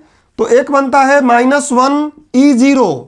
आपको पता है यही क्या है? सिंबल पहले पिछले लेक्चर में बताया था, यही प्रोटॉन है और ये क्या है? इलेक्ट्रॉन है। और इसके साथ साथ कोई चीज़ टूटती है तो ऊर्जा बनता है, तो इसके साथ साथ थोड़ी बहुत ऊर्जा भी निकलती है। ये एक दिमाग में बात रखिएगा कि न्यूट्रॉन और कुछ नहीं, प्रोटॉन और इलेक्ट्रॉन के जुड़ने से बनता है। प्रोटॉन इलेक्ट्रॉन को जुड़ने के लिए ऊर्जा चाहिए, और वो उस ऊर्जा से जुड़ेंगे तो न्यूट्रॉन बन जाएगा, या न्यूट्रॉन टूटेगा तो इन दोनों में कन्वर्ट हो जाएगा। और इसलिए इस बात के लिए बताया मैं ये बात कि जब वो कन्वर्ट होगा ना तो प्रोटॉन न्यूट्रॉन दोनों में कन्वर्ट होगा एक साथ। एक न्यूट्रॉन से एक प्रोटॉन एक इलेक्ट्रॉन बनेगा, कुछ ऊर्जा बन जाएगी। 17 मिनट तक बस वो न्यूट्रॉन रहेगा बाहर नाभिक के, फिर ऐसा रूप धारण कर लेगा, दाढ़ी बढ़ा लेगा, मूंछ को ऐसे कर लेगा। समझ गए बात को? तो ये लेक्चर हमारे लिए महत्वपूर्ण लेक्चर था, सिविल सर्विसेज की तैयारी करने के लिए, समझ बनाने के लिए। जो लाइफ में कभी साइंस नहीं पढ़े हैं उनको डायरेक्ट ये सब बातें सुनकर ये सब नहीं समझे हैं, केवल फैक्ट याद करना तो याद नहीं होता है। क्लास में समझ लिए हैं बात तो पिछला लेक्चर आपको और अब क्लियर होगा। पिछला लेक्चर को फिर जाके देखोगे ना तो इस लेक्चर के बाद तो और बेहतर समझ में आएगा, और बेहतर क्लियर समझ में आएगा। अब आज की कहानी हम लोग इस लेक्चर की यहीं ख़त्म करेंगे, और अगले लेक्चर का थोड़ा सा ट्रेलर रख लेते हैं कि क्या करेंगे हम। कोई कुछ बोल रहा है? न्यूट्रॉन और कुछ भी नहीं, इलेक्ट्रॉन और प्रोटॉन की कहानी है। बहुत बढ़िया, बहुत बढ़िया। आप तो सिवा धीरे धीरे लग रहा है कि एग्ज़ाम निकालने के करीब पहुंच रहा है। ये सही बात है। इलेक्ट्रॉन और कुछ भी नहीं, प्रोटॉन और इलेक्ट्रॉन के मिलन की कहानी है। ठीक है, अगले लेक्चर में क्या करेंगे समझिए। मैंने यहाँ पे बताया कि कैथोड किरणों के माध्यम से ही एक्स किरणें उत्पन्न होती हैं। तो अगला लेक्चर हमारा डेडिकेटेड रहेगा, जो कल सुबह होगा, एक्स किरणों के बारे में थोड़ा, कि कैथोड किरणों से कैसे बनी। एक्स किरण हमारे लिए बहुत काम की है। और इसके साथ साथ हम थोड़ा सा कुछ शब्द यहाँ पे नहीं डिस्कस कर पाए कि प्रतिदीप्ति पदार्थ क्या होते हैं, स्फुरदीप्ति पदार्थ क्या होते हैं। और ये बात अगर नहीं पता है तो आप ये जो टेलीविज़न वाली बात उतना अच्छा समझ में नहीं आएगा आपको। तो मैं आपको अगले लेक्चर में कोशिश करूंगा कि छोटा लेक्चर रहे तब भी या बड़ा लेक्चर रहे तब भी 3 बातों पर विशेष फोकस करूंगा। एक्स किरणें, प्रतिदीप्ति पदार्थ, इलेक्ट्रॉनिकी आपको और अच्छा समझ में आ जाएगा। प्रतिदीप्ति पदार्थ, स्पेलिंग थोड़ा गड़बड़ है लग रहा है, और स्फुरदीप्ति पदार्थ, फिजिक्स की भी बात है ये। मुख्य रूप से ये दोनों तो फिजिक्स की बात है, बट कोई बात नहीं। एक्स किरणें, प्रतिदीप्ति पदार्थ, स्फुरदीप्ति पदार्थ, और समय मिल गया तो परमाणु संरचना, परमाणु की संरचना। और परमाणु की संरचना में फिर थॉमसन अपना मॉडल देंगे, रदरफोर्ड अपना मॉडल देंगे, बोर अपना मॉडल देंगे। उनका हम बेसिक लेवल पर, कॉम्पिटिटिव जो नीट आईआईटी जैसा नहीं, अपने एग्जाम के पर्पज से, जैसा कि मेंस में पूछ चुका है कि बोर का मॉडल 6 नंबर में, उस तरीके से बाकी अन्य मॉडलों को पढ़ेंगे। एग्जाम में जाकर सरप्राइज हो जाएं और फिर आके पढ़ें, उससे बेहतर है कि पहले ही समझ जाओ। पहले से अपने पूरे कोर्स को कंप्लीट करके ढंग से जाओ, तब बढ़िया है। सिवाय उसके या उस बात के कि आप एग्जाम में जाओ और एग्जाम में नया नहीं, सिलेबस की ही बात आई लेकिन पढ़े नहीं, तो डीप आ गया, फिर आके उसको नोट में शामिल कर लिए, थोड़ी नहीं आ जाएगा वही अगली बार। तो आपको सिलेबस को 100% नहीं, 110% कवर करके जाना है। प्रतिस्पर्धा है ये, एग्जाम नहीं है, परीक्षा नहीं है, प्रतिस्पर्धा है, कंपटीशन है। तो आपको अपनी तैयारी 100% नहीं, 110% करके जानी है। और 12 से 15 महीने गारंटीड होते हैं कि आपको अपने सिलेबस को तो 100% आप कवर कर लेंगे। लेकिन 2020 खेल रहे हैं तो कई सीजन तक प्रीलिम्स ही तैयार नहीं होगा, और मन को समझाते रहेंगे डीप बोलकर। के भैया क्या बोल रहे हैं? के भैया इलेक्ट्रॉन है जो गार्डन का चक्कर लगाते हैं। हाँ हाँ सही बात है, आगे हम देखेंगे। इलेक्ट्रॉनवा गार्डन का चक्कर लगाता है। आप बैठते हैं तो देखते हैं ना, आप बीच में बैठे रहते हैं और देखते हैं कि वो बाकी लोग चक्कर लगाए हैं, तो आप संतृप्त हैं ना, इसलिए आप भी चक्कर काटते भैया। पीछे पढ़ाया था संतृप्त और असंतृप्त। आप संतृप्त हैं तो आप आराम से बैठे हुए हैं। अब जो संतृप्त नहीं है और संतृप्त है वो तो चक्कर काटेगा ही। 8 इलेक्ट्रॉन नहीं है उसके पास, आपके पास 8 है। आगे देखेंगे उसको। चलो तो आज की अगले क्लास की कहानी हमने कर लिया है। एक्स किरणें, प्रतिदीप्ति, स्फुरदीप्ति, परमाणु की संरचना। परमाणु की संरचना अभी चलेगा लंबा, मतलब 2 लेक्चर हो सकता है कि इन 3 बातों को पढ़ने में 2 लेक्चर लग सकता है। 1 2 3 4 बातें, 2 लेक्चर लगेंगे। तो आज की कहानी यहीं खत्म करते हैं। लगभग 2 घंटे की क्लास हो गई है। क्या करें, वो 15 मिनट 20 मिनट वाली क्लास अपने को पढ़ाने आता ही नहीं है यार, और अपने साथ जुड़ते भी नहीं हैं ऐसे बच्चे हैं जो 15 मिनट वाले हैं। सब आते हैं कि समझना है, क्योंकि सब कच्चे बादाम वाले इसमें कमी है, सब पक्के बादाम वाले हैं।